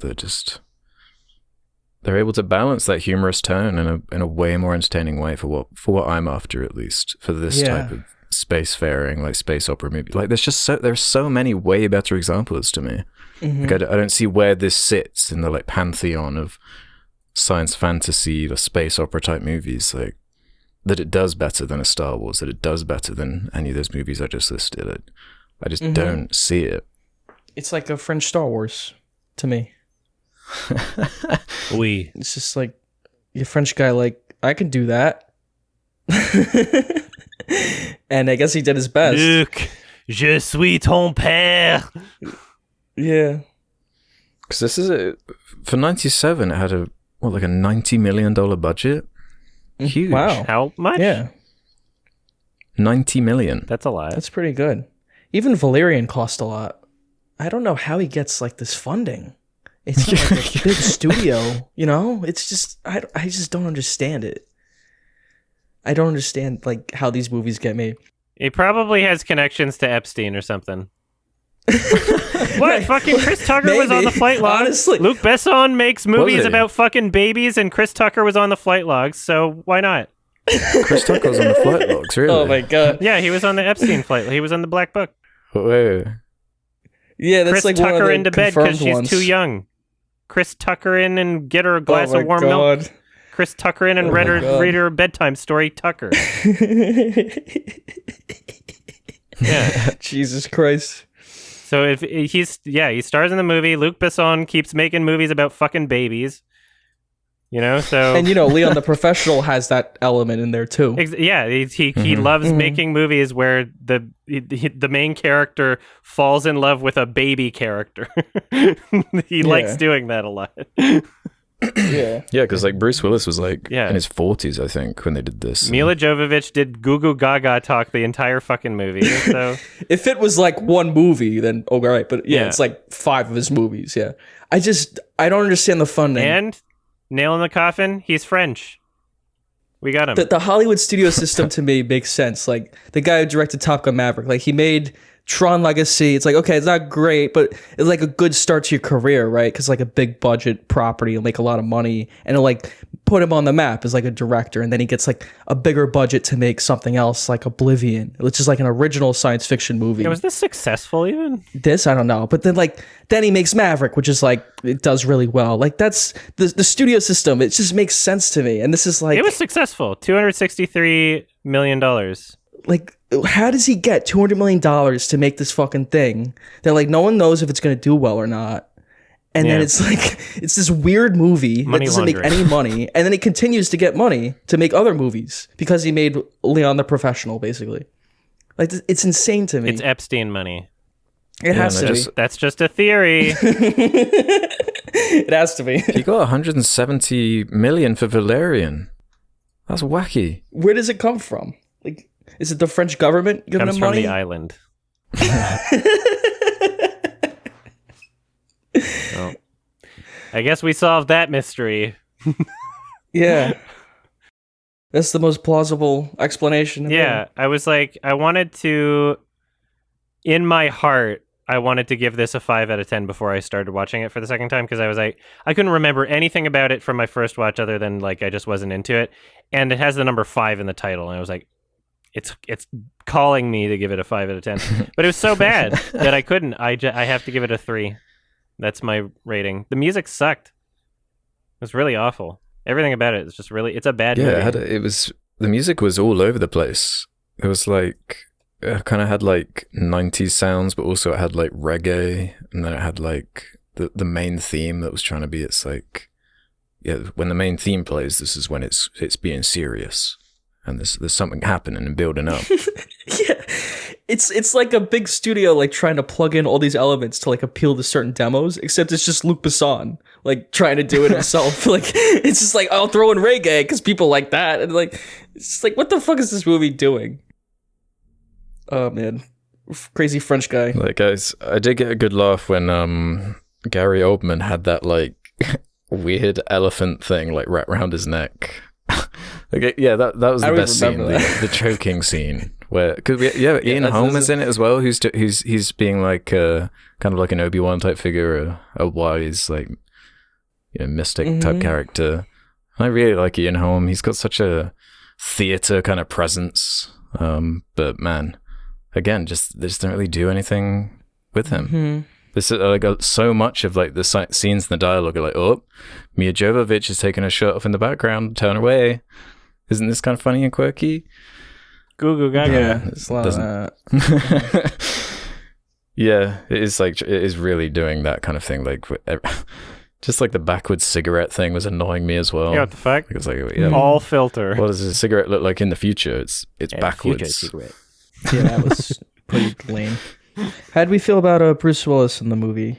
Because he's like the most normal. I like the one shot where the gif of where he looks like he's just nodding his head yes sarcastically, kind of like for a brief moment. The one you see on Reddit, that was good. Yeah, that was a good. He wasn't bad in the movie. Like compared to he was fine. Recently, I guess he's done doing movies. He has like a brain compared problem. to Reprisal. Yeah, he has some kind of mental problem. With what he was given, like, I thought he was fine. Yeah, I just kept thinking of like 12 Monkeys or, a better science fiction movie from only like 2 years later. That's what I mean. There's so many to choose from. Yeah. Uh-huh. We can get every individual element of what is good about this movie, I guess, just elsewhere. That's in a consistent package. It doesn't stand out as one of his best performances. To me, it doesn't stand out as one of his best anyway. In terms of just his acting. There wasn't a lot to the character. He was fine. Right. Yeah. Well, yeah, he falls in love with the perfect girl. Apparently. The perfect girl who acts like a baby. Yeah. And he kisses her while she sleeps. Yeah, kisses her in her sleep. She has the like Ultron moment where, because she's like built and has no idea like what humanity's done since the Egyptian times. She like finds out about like nukes and stuff and wants to give up, doesn't want to save the world. But then that's when love comes in. Yeah. And saves everything. It's really lame. Love will save the day. It always does. Yeah, what was that about? Mm-hmm. I can't be doing with this movie. I was really hoping for more with how it like kind of sits in pop culture and the way people talk about it. I was really expecting a bit more. Yeah, me too. I liked some of the look of like the sets and stuff. I do like practical sets. Yeah, and like the vibrant colors and whatnot. But even that was it's so like out there. Like there's so much variety to it that it lacked like consistency to me. Like it's just random. Like just so much shit. Like, and yeah, some of the special effects, like she's like jumping out of the window or whatever, like the fucking CGI cars, like it looks so bad. Looked like it reminded me of like the prequels, like the Star Wars prequels, more so than like the old trilogy. Yeah, of course. Because just those bad special effects and like the bad kind of dialogue in certain scenes. It reminded me of they both have like taxi chases in this. Yeah. That was right. It's like Attack of the Clones, like that level, which is like that's probably the worst one. like Attack of the Clones. Yeah. That's probably the most boring Star Wars film. Actually, Episode 9 is worse, but Yeah, Episode 9. But yeah, that's not a good comparison to be making for a science fiction movie. But yeah, I do want to stress it's not like inherently not enjoying a goofiness or a strangeness. In fact, that's one of the more appealing things about it. But it's like, what are you trying to say with it? You know, like when it is just in service of an incredibly generic, like incredibly cliche plot about love saving the universe, like. But it's also got the kind of sexual stuff going on. It doesn't seem like, who is the audience? Like, I guess teenagers? Weird French people. Just Luke. Then you could watch like Fantastic Planet or something, even if you want. Like, that's like a really cool, like weird, you know, like there's just so many other places you can get this kind of story that is actually consistent. That movie conveyed so much more to me in like an hour and 10 minutes than anything in this movie. Yeah. Better music, so many more themes. Music and like the animation's great, but just like the themes of that film and the message of it, so much better communicated to me. More than simple. This movie. And this movie's twice as long. Mm-hmm. Not nearly as try hard, and it's more original. There's no other movie like Fantastic Planet except like one scene in The Green Knight. That's it. Yeah. So big miss for me. 3 out of 10. I wish I liked it more. I have no idea. What would you rate it, Alex? Yeah, I'm really torn actually. Because it was my first viewing, but I honestly never, like, why would I ever watch this again? Like, I've already listed so many other. So by the way I'm talking about it, this honestly sounds like a 1 or 2 star. Might go right down there to 1.5 star. Like, I really did not enjoy it. It's like Valerian was interesting to me because of how weird and bad it looked. And I wasn't expecting this to also just kind of be weird and bad in like a nearly identical way to that movie. Mm-hmm. Yeah, weird French guy tries to make Star Wars, and I would give it a 5 out of 10, which I know that sounds generous, but I don't like it, really. If I liked it, I'd give it a 6. It's just like, it's not like the worst thing I've ever seen. It's just like really in the middle, and it's disposable. I more appreciate why people like it. I can see the appeal, but this is not my thing. And I saw like other people I know gave it like a 5. I'm like, yeah, I'm probably more there than like, I don't loathe it, but it's not something I would watch again. And I don't want to like piss anyone off who loves it. Like, it's for a very specific audience, I feel, who might like it. Well, which is not me. The tides have turned. We have liberated people now who have. If you want to watch Mila Jovovich act like a little baby. Yep. No, yeah. When I was seeing some of the posts in my in our subreddits of like, because my rating was on IMDb, and there were a good amount of people being like, "Yes, thank you, finally." I don't know why the fuck people like this movie. I'm like, liberating. I'm liberating people. You are free. Yeah, I'm more interested in hearing from people who are like really into it, so I can kind of get a different perspective. Yeah, make a video response. I can't see it. Like, what are the good scenes that people love from this movie? Is it like the scene of Chris Tucker like acting crazy, or like Mila Jovovich escaping? Like, what was the? It's when she said multipass the second time. That's when the movie was really good. It's when Chris Tucker went on the island. It's when the diva dance went. When he screamed. Yeah. Like, don't shit on me for making these jokes, because Chris Tucker, he's in the movie. He's in the flight logs. Yeah, exactly. Well, so in Valerian, they had the whole like blue alien dancing as well. It's like the same thing.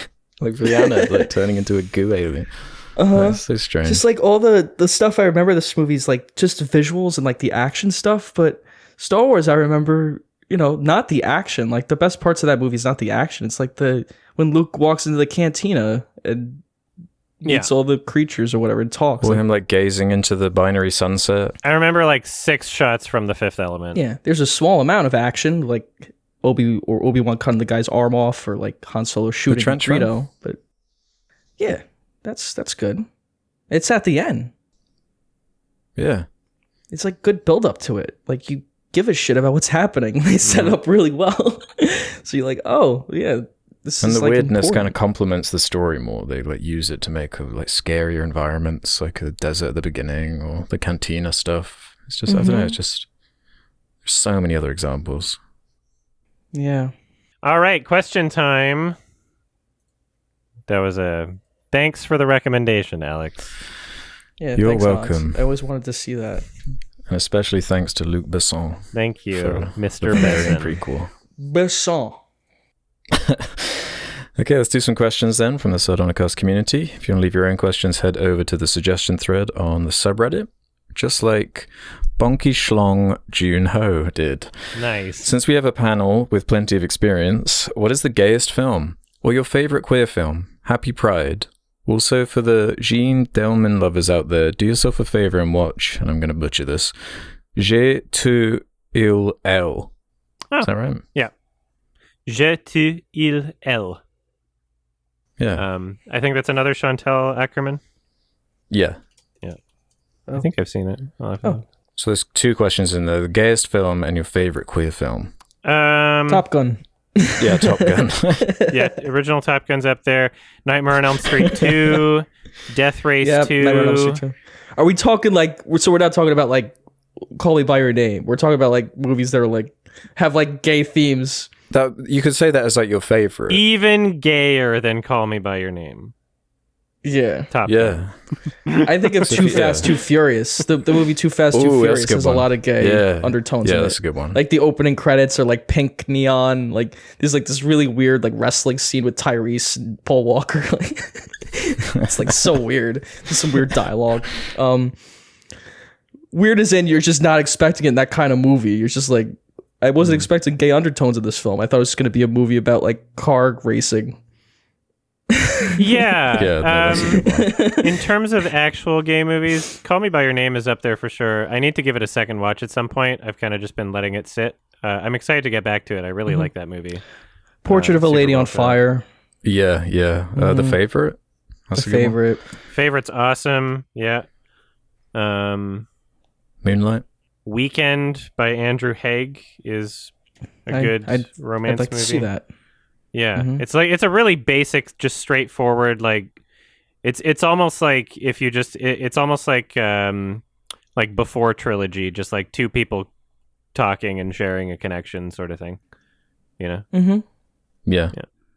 Yeah. Yeah. Not there's a lot that I haven't seen that I would like to see. I haven't seen Hedwig and the Angry Inch. That's supposed to be good. Oh, yeah. Fucking John Waters movies. You know, I've never even seen Brokeback Mountain. Never seen Brokeback? Okay. No. You should recommend Yeah, it. Brokeback Mountain. I'd love to see that soon.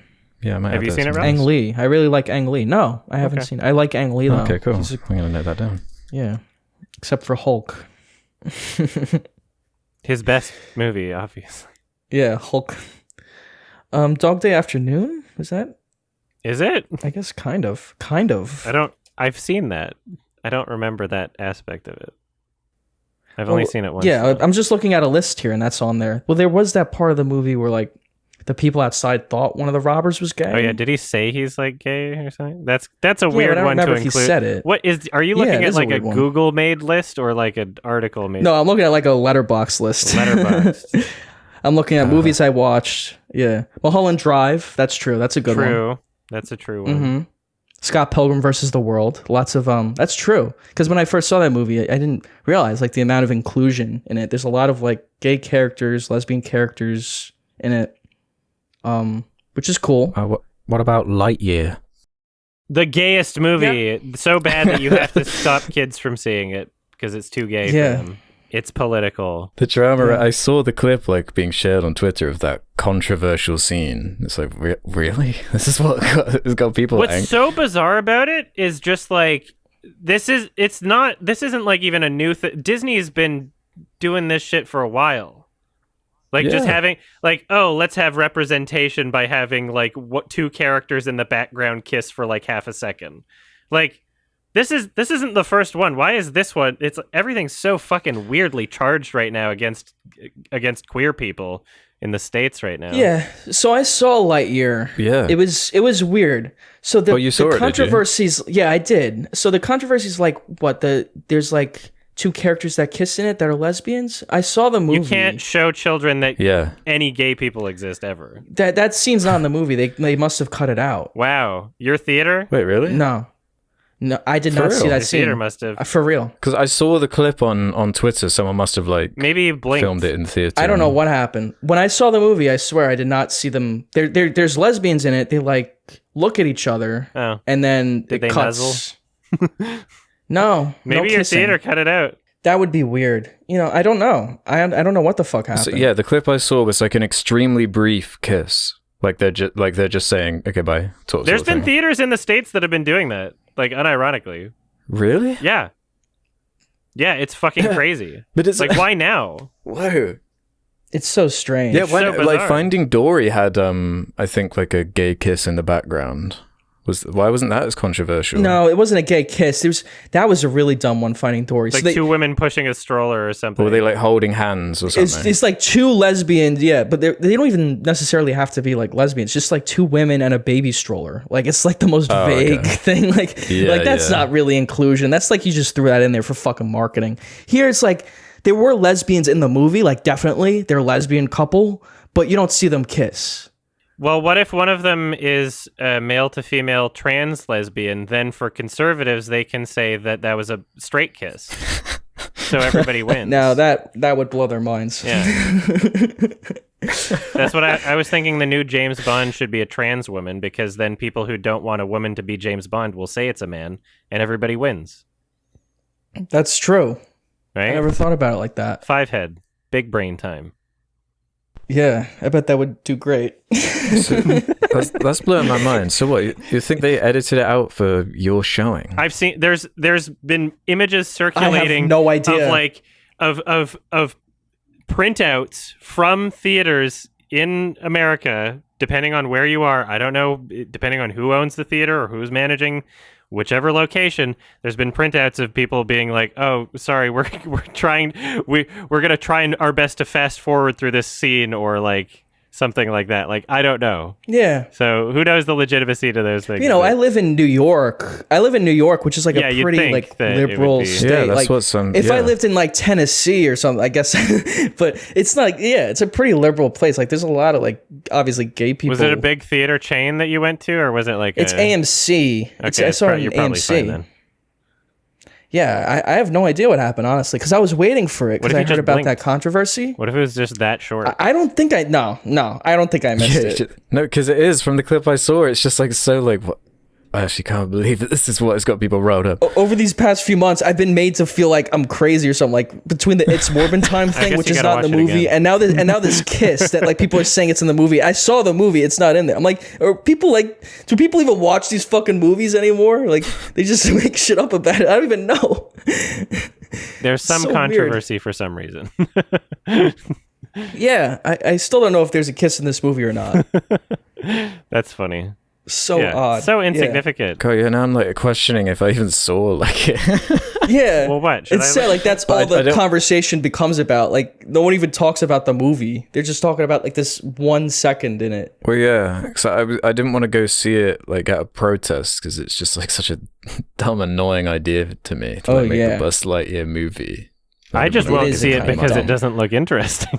I don't even have to protest. Right. Well, yeah, exactly. But now I'm kind of curious. It had a huge. It didn't do well. The Lightyear movie didn't do well. It had like a huge drop off the second weekend. It was like a 79% drop off, which is really bad. Like Top Gun has been doing well like consistently. Like that's why it's made over a billion. Okay, there's a short kiss. I watched the kiss. There's a short kiss. Oh, you found it? Yeah. I was There trying to is. find. I couldn't Do you want me find to it send anywhere. it to you? They cut it out. Yeah, put it in Yeah. the Discord. Okay. They cut it out of the movie. I want to see if it's the scene that I think it is. It's very short. I don't know.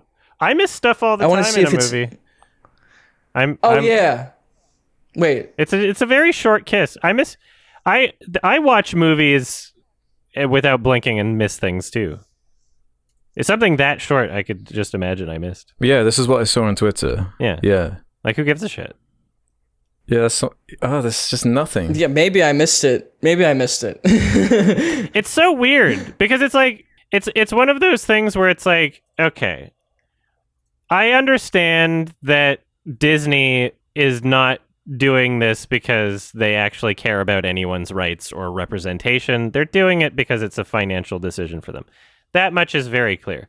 However, if every single instance of two people of the same gender kissing is like trying to groom or brainwash children, then it's like, what, you should you not show straight people kissing? Like, what the fuck? Like, yeah, exactly. What do you mean? Like, what do you mean? You can't. It's like a staple of like Disney animated movies. At what point can you just have like two characters that are gay that exist in any movie without, you know, certain people thinking like that's political? It's like, well, yes and no. You know, it's what? Yeah. What's the point of getting upset about it? Like, who cares? It's so silly. Yeah. I think it's a good thing. Like Yeah. this big popular studio. Yeah, they're just doing it for money, obviously, because it's the popular thing to do. But that should show you like how far we've come, like as a culture. That this big movie that makes billions of dollars, like no one gives a shit about gay kissing or whatever. Like, If you let children know that gay is option, then they'll all be gay. Like, okay.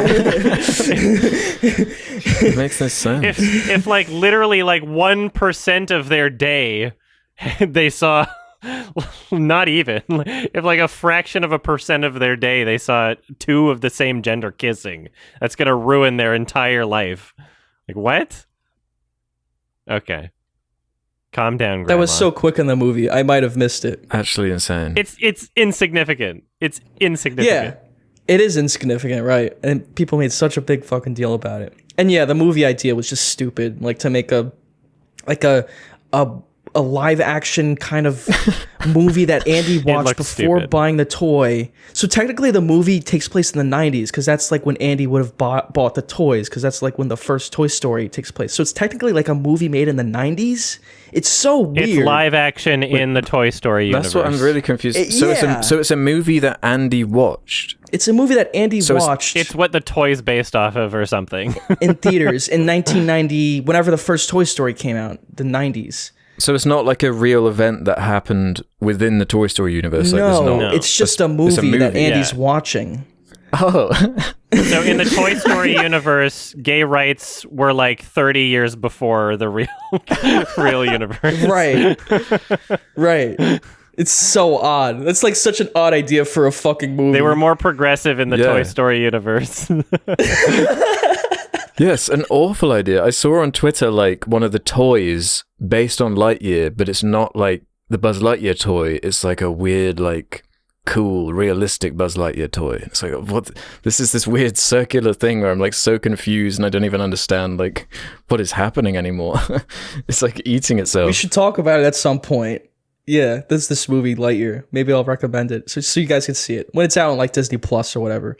But yeah, like I just feel like another huge part of Buzz Lightyear's character in the Toy Story movies is that he is a toy, and it's like he takes himself very seriously, but he has no self-awareness. So he's actually like this toy that can't really do anything, and that's like funny because he lacks self-awareness. And here he's just like a space ranger. So it's like, okay, that's not. But it was like, yeah, that was part of what made Toy Story cool. Was like it's like a little bit of commentary in there with the cowboy stuff being overtaken by the sci-fi stuff. You know, it's like the modern thing of Right. it. And now, but it's like what? So that's so fucking confusing. Like the movie that he watched in the night. It's so dumb. I hate that idea. It's a real Synecdoche, New York. Yeah. Right, it's like a Charlie Kaufman made a Pixar movie. Yeah, the actors are acting. So weird. Yeah.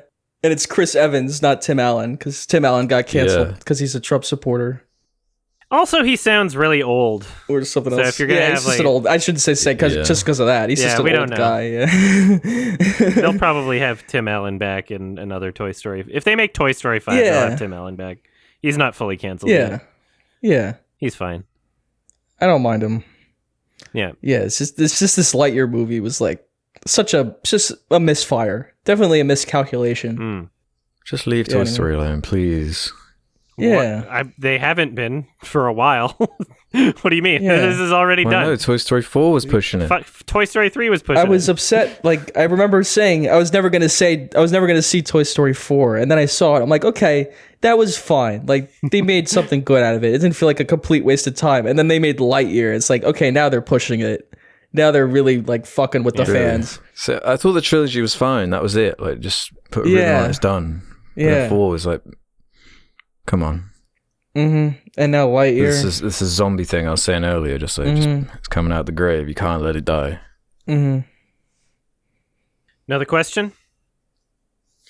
Yeah, that was a good one. Codex asks this.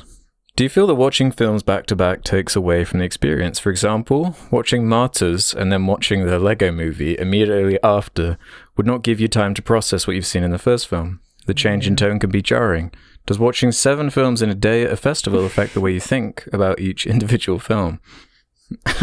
It can. I've never really suffered from that particularly. 'Cause I love like bulk watching movies. It's easy if it's a great film. Nothing's gonna stop me from being into that film. Like the previous movie isn't gonna stop me from being into the great film. Worst case scenario, going straight from a great film into a really bad film can make the bad film seem much worse. It can make it be like, oh boy, I remember when movies were fun 30 minutes ago. Like it can make you feel like that.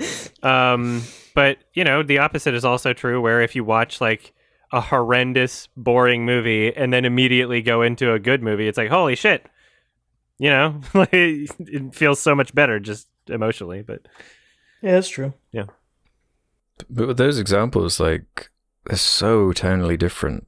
That's not one. It would be more of an issue if it was like all these movies that are trying to do a similar thing. Perhaps maybe that would affect the experience a bit more for me. But if it's like that Lego movie after Martyrs, like they're just such different audiences, such different tones and styles. Like that's really never been an issue for me. Yeah. Yeah. I mean, if you need time to process a movie, then fucking. I mean, there's also like it's not at film festivals unless you're doing like an online one and your schedule's packed like me. At normal in-person film festivals, you have time in between movies because you're lining up for the next one after. Mm-hmm. Like you do have time to process in between. So, yeah. Okay. DHRDS says, why do you think so many artists signed the petition to defend Roman Polanski? And what do you think about it? Because it was a different time. And I think it's difficult for people to... I think that people are more willing to give credit to people that they know and have met personally. And they're willing to tell themselves things like, oh, they just didn't know what they were doing. And it was like, people are willing to like make up stories in their heads for the sake of other people that they've shared like personal connections with in their life.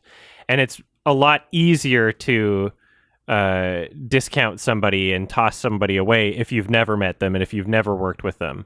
And that's just like a real human bias that we have. And it's only up until recently where like people have been more expected to toss away friendships over misconduct and, let's be honest, rape is what it was. Yeah. It was pretty. It's a pretty bad one. Not gonna pretend it wasn't bad, but yeah. And I mean, also like he's one of the greatest artists of all time based on his art alone, and not him as a Yeah, that was the only angle I could really think of. Like his films were very successful critically and financially. Yeah. He's made some of the greatest. Rosemary's Babies. Yeah.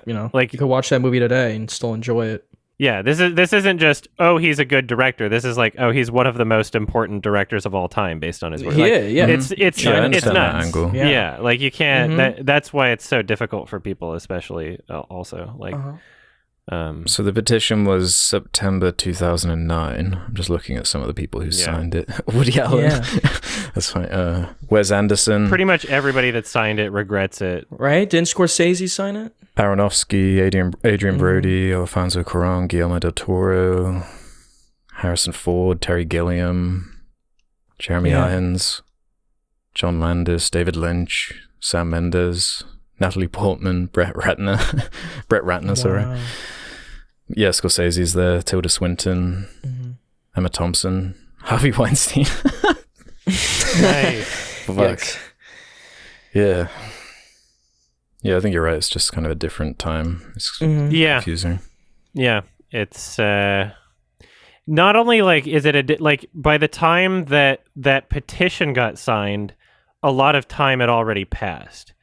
And I don't know the full story, but like there was, I think part of the narrative was like the victim had already said like, oh, he's, I forgive him. I don't want him to be charged, sort of thing. Sort of like that's what I think that the narrative is from the people that were defending Polanski. I could be wrong on that, but so there's a lot of little things that go into this where it's like, okay, yeah, I can see how someone can, in their own head, forgive or make excuses for that person, especially if they have a personal connection with him, but at the same time, it's like, okay, well, you should probably go to jail for doing that. Yeah, he's like literally on the run and can't travel to where he wants because of what he did. It's like, yeah. Yeah, he's a monster. And then he won a Caesar Award. Yeah. Actually, he won an Oscar first, and then he won more Caesars. Which is kind of funny. It's really confusing. Lots of very evil people get awards. Uh-huh. Still. Like Louis C.K. Mm-hmm. I don't... Yeah, well, not, that's a whole other discussion that I'm not going to get into. Yeah, well, there's a reason that the whole art from artist thing is just asked so regularly in the question threads and whatnot. It's kind of like it's one of the core philosophical debates when it comes to like art, and it's like you can't deny, as you were saying, his contributions to cinema. It's like, yeah, I can from that perspective be like, I guess. I don't know, man. It's so fucking weird. Yeah. There is no answer for it, which is, everyone's a pedophile in Hollywood, so if you buy a Hollywood movie, you're buying a pedophile movie. That's the end of it. Or maybe a cannibal. There's a 40% chance. The ones who aren't pedophiles are cannibals. Except Tom Cruise. He's okay. Scientologist. He's got his own. He's got his own demons. Scientologist. He's got his own Z News. Yeah. Yeah, we've had this conversation before. I buy Nestle products. Fuck. So. Mm-hmm. Oops. Child labor. Uh-oh. Well, yeah, if you use like an iPhone, like yeah, or wear like Nikes, like everybody, like yeah. Yeah. There's always some amount of like, I don't know, complacency is the word, but like, yeah, like what the fuck are you supposed to do? Like not use an iPhone, not go to the movies? You need to buy a cabin in the woods and disconnect from everything and hunt everything yourself and build everything yourself. You basically have to be Amish, like to to live this like perfect lifestyle where you never watch any movie that's like made by a bad person, like a stand-up special made by a bad person. Yeah, and he's not the only person that makes the movie. Exactly. Yeah, a lot of the people that signed the Roman Polanski petition, they all regret it now. Like, ask almost every single one of them has been interviewed and just been like, okay, yeah, I regret putting my name on that. That makes me look really bad. But there's one person that didn't sign the petition, Roman Polanski. He's one of the good ones. All right. But, cool. Yeah. Very funny. Okay. All right. All right. Lex I 420 has one for us.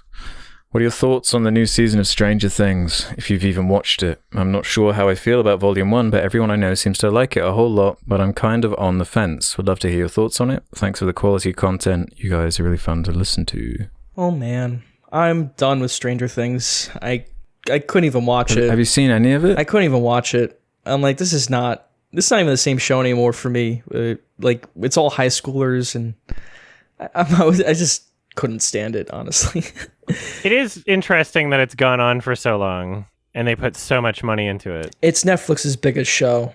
Yeah, like isn't every episode got like a $12 million budget or something? It's like bigger than Game of Thrones, like level kind of budgets. But it doesn't feel it. Definitely doesn't feel that way. I don't know. I've seen what is out there for this like season. 30 million per episode, according to the Wall Street Journal. That's fucking crazy. Really? That's that's so unnecessary. That's insane. That must be something to do with. Honestly, one of my biggest problems with it is it's like, speaking of Game of Thrones, it's like trying to be this like ensemble cast. There are so many characters. It's so bloated. Every episode's like over an hour long, pretty much. Right. I haven't seen it. It just doesn't seem, that necessary. But in saying that, I still think it's better than season 2 and 3. Those to me were like totally throwaway. Really? Okay. I'll give it another chance. Yeah, you were right. It's just like all these characters they're focused on. Even in the first episode there, I'm like, what the fuck is going on? Like, I don't even know half these people. Yeah, with like certain story threads just feel like so throwaway. Like the whole like Hopper and Russia thing. It's just like every time they go to that storyline, it's like, man, it just feels like so unnecessary and like wasting my time. But then I, like the villain I way prefer over the previous seasons. Like that was for the show that's supposed to be like channeling like the campy 80s like Thing type horror. I was really disappointed by how they always like implemented like the creatures. Like it's always like a CG thing. Like especially in season 2, it was like these dog things that were like, it reminded me of Tremors 2 or some like goofy ass. It's like it's just not enough to be the driving force for the show. But four has more going on in terms of that. But man, is it bloated. I just feel like that first season was like a huge drop off after that. Oh yeah, definitely. Well, it's just the same thing. I couldn't get into it after that. Each season. Right. Yeah. Maybe that's why the budgets are so inflated. It's just paying all the cast members at this point because they've got to like renegotiate a contract each season and get like a bigger chunk for every episode. Like how much do you think like Millie Bobby Brown is getting per an episode of Stranger Things now? It must be obscene. Right. Yeah. Yeah. Crazy. Another one. Big C Baller has this to say. Back in 2015, 2016, there was a huge backlash against channels that did reaction videos. I know Alex has made videos on the topic in the past. Now, nearly 4 years later, reaction videos seem to be more common and not nearly as hated as it once was. My question is, how do you feel about the evolution of reaction videos compared to a couple of years back? What? Depends on how it's done, I guess. Yeah, there's I guess reaction content. You remember back in the day of like Jinx? That was like a whole like controversy on YouTube. Yeah. And it's kind of resurfaced. I think it was a few months ago. There was like a Hassan clip that was going around where he leaves, like, left the room and just lets the video play. That kind of stuff's a bit silly to me. It's I don't know, kind of bending the. I mean, there's a lot of Twitch streamers don't get hit as hard with like DMCA and copyright claim shit. Like they don't have the content ID system as hard. Like it's a different system and it gets utilized differently. And so a lot of Twitch streamers, a lot of popular ones, are kind of doing shitty things where they're like just testing the limits. They're like, I'm gonna watch full episodes of Naruto, like, and just spend the whole day or like Jim Can't Swim videos and stuff like that. I mean, at least with YouTube content creators like JCS, at least that's other internet content where you can be like, oh, contact them on Twitter. Hey, do you care if people watch content like this? And they go, no, I like it when people share my stuff. I like it when, me personally, if you want to watch any one of my YMS reviews or anything on your stream, go for it. I don't mind the publicity. I don't feel like I'm being stolen from. However, when you're doing that with like anime, where you know that they're not going to be okay with it, and like if they do want to crack down on it, that's how you get more strict rule enforcement, is by pushing it like that. Like, come on, Pokimane, fuck, why are you doing that? And then Hassan, like, well, she was watching Naruto. What was it, Naruto or another anime? Like she was watching like full episodes of it, like television. Really? Program. Yeah. What, like showing it on screen and everything? There's like a bunch of Twitch streamers that were doing that shit. Yeah. It was like a part of the meta. It was just like watching anime or something. Yeah, that's bad. It was ridiculous. And then, yeah, Hassan, I just don't respect intellectually, so I just... yeah. Yeah, it seems to be like the rise of Twitch type thing. I don't know. When you are watching like the entirety of a Gym Can't Swim, it depends on your engagement too. Like, what are you commenting on it? Are you pausing it to talk about your feelings on it? Are you turning it into something else? Live streaming content is definitely different and requires like a different thought process in terms of like how much content you use, because if you're reacting to something live, you don't necessarily know how much of the original content you're going to be reacting to, right? And so like I'm fine with watching stuff on stream and reacting to it. What I've been doing, shout out to my new channel called YMS Watch-Alongs. What I've been doing is I've been watching films, the types of films that it wouldn't matter if I was watching with an audience, but I don't show it on the screen. I just have like a countdown timer, and I have, you can sync it up on your end. You can watch it on Netflix or whatever, and it doesn't matter how much I react to it because all I'm broadcasting is my reaction. It doesn't matter how... Yeah, it's more like a live commentary track. Yeah, something like that. Yeah. So I That's a commentary. that's pretty guilt-free for me, and I don't feel like... Yeah.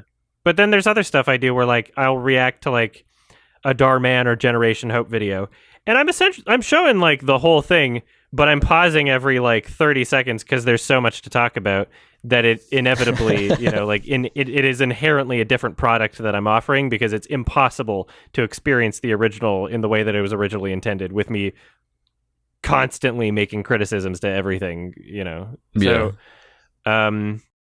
yeah, it really depends. If the YouTube creator or whoever makes the content, if they're cool with it, you just like watching through the whole thing and eating a bag of chips, then great. If you want to do that with my content, please do. Just proper credit, Yeah, Cool. I guess it's the credit thing that's important. Like, it shouldn't be the assumption to not do that or to only address it like when you upset someone. The standard, I guess, should be more so to try and contact first, and then, like, especially if it is like watching entire Gym Can't Swims or something. Yeah, and preferably if you do that, maybe don't do the YouTube upload in its entirety because that's where it gets really dicey. Where it's like, okay, well, people are searching. But at least edit out all of the like dead bits, Get your free editors that you had to get bullied into paying, Hassan. Get your free editors to cut out the parts where you're eating where you leave the room. Yeah. You socialists that had to get bullied into paying your editors. Like, what the fuck is... Oh, Jesus Christ. Apparently, I'm more socialist than a person that calls himself a socialist. Yeah, that's just embarrassing. Yeah, I don't care about your house. I care that you had to get bullied into paying your editors. That's funny. Yeah. Yeah, I just remember the time when reaction videos were so oversaturated. It was just like all over YouTube to where that's like all that was on the front page or whatever. And I felt like there was other content out there that was better or deserved more of a spotlight than that. And now I think that problem's kind of fixed, so I don't really have an issue with it. React whatever the fuck you want. It's like other content. Really, I feel like it's just kind of accepted now. Like once it used to be a little more obnoxious, I feel. Once like PewDiePie started doing like meme reactions and like meme compilation video, like just like basically scrolling through like TikTok pretty much or like Instagram Reels or whatever. Yeah. Like that's like a huge market. Yep. Like I hated those reaction videos. And what even happened to them? Are they here? Everything on the internet is so fucking derivative. Everybody's just making content about content about content about content, and it's fine. Yeah. Like whatever. Just try to make sure that the people creating things aren't getting cucked out of. Lots of great movies are derived of other great movies. Everything all at once has references to 2001 and Joker. Joker rips off Taxi Driver and King of Comedy and other Martin Scorsese movies. Yeah. Whatever happened to the Fine Bros? Are they like still around? Like, I'm sure they're still doing this. They got embarrassed too hard and are still making content, but are not. Oh, they are. It's called React. I just remember that whole Ellen thing. Ellen thing? Or them trying to copyright the term React. Yeah, that was the big one. Really lame. Yeah, because Ellen was making reaction videos, and they were trying to like copyright it. Yeah. That was really lame. Yeah. And now Ellen got canceled, but like, so who cares? But Yeah, there's a bunch of crazy people that exist that yeah, don't it's know. a different time. Like the reaction video era was like, that's gone. I feel like that kind of shit. There's still reaction videos, but they're Really? different. You think so? I feel like it's bigger than ever. It's just like changed how it's delivered. Yeah, they're different to me. It depends on it for streamers. It's not controlled by the fine alive and bros. well. It's like, yeah, it's more just like people get to watch things and react to them like normally, which I think is fine. There was just like this oversaturated, annoying culture of it, like at that time. Yeah, you don't pay a bunch of annoying college kids to pretend The Lion King is live action. And then like people would make videos and they were like react girls and all that shit. Oh my god. Like, Reply girls? Reply girls. Yeah. That's what they were called. Oh yeah, those. Reply videos. It's just like, yeah, it's stuff like that. Yeah, I feel like it's like better to react to things now. The videos are not obnoxious. But although what you're describing sounds kind of annoying, like people uploading whole episodes of anime or whatever. That's crazy. Yeah, like But when you're leaving the room, that's you can get away with it on Twitch. Yeah. It's crazy. Yeah, Twitch, you can seem to get away with that kind of stuff. Yeah. That's just nuts. I would just not want to do that. You know? Mm-hmm. Someone reviewed Lover, and he like his review was basically he screen recorded him watching it on Vimeo, and he paused it to like make commentary. I'm like, and it's like a 2-hour long video. I'm like, oh, fuck you. Go fuck yourself. that's kind of And now, so he took the video down and uploaded it in 3 parts. So it's the same video. It's just in 3 parts. That guy's a fucking asshole. loophole. Yeah, like that's not okay. Fuck you. Yeah, you wouldn't be doing that with like a Paramount Pictures Viacom feature. You know? Yeah. Yeah. Yeah. Big lawyers. Yeah. That's not a review. That's you watching the movie and then pausing it to say stupid shit. Like that's not a review. It takes no thought or effort to do that or editing. Yeah. Not too transformative, it sounds. At all. No. Well, do we want to do one more or leave it at that? Yeah, sure. All right, Should we last do a one. final? I'm up for it. Let's do one more. From Past Confusion 3234.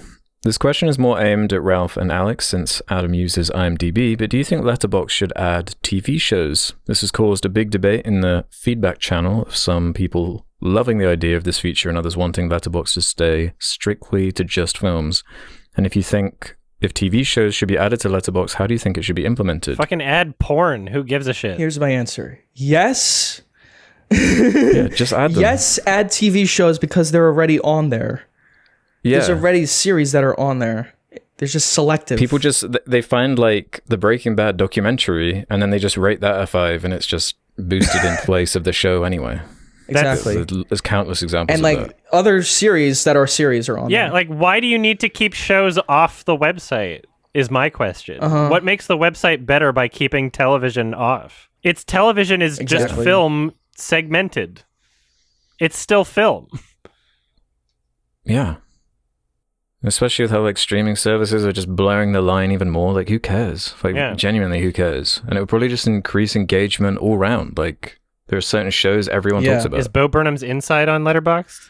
Yeah. Because that was nominated it is. for fucking Emmys and not like that was considered a TV That's special. what I mean. Like WandaVision is on They it. have series on there. WandaVision's on there. Big Little Lies and If Obi-Wan. it's a miniseries, it's good, or like is that the If it's logic? a popular series or if it's a miniseries, they seem to put it on there. No So Simpsons. just fucking put them all on. It makes no sense.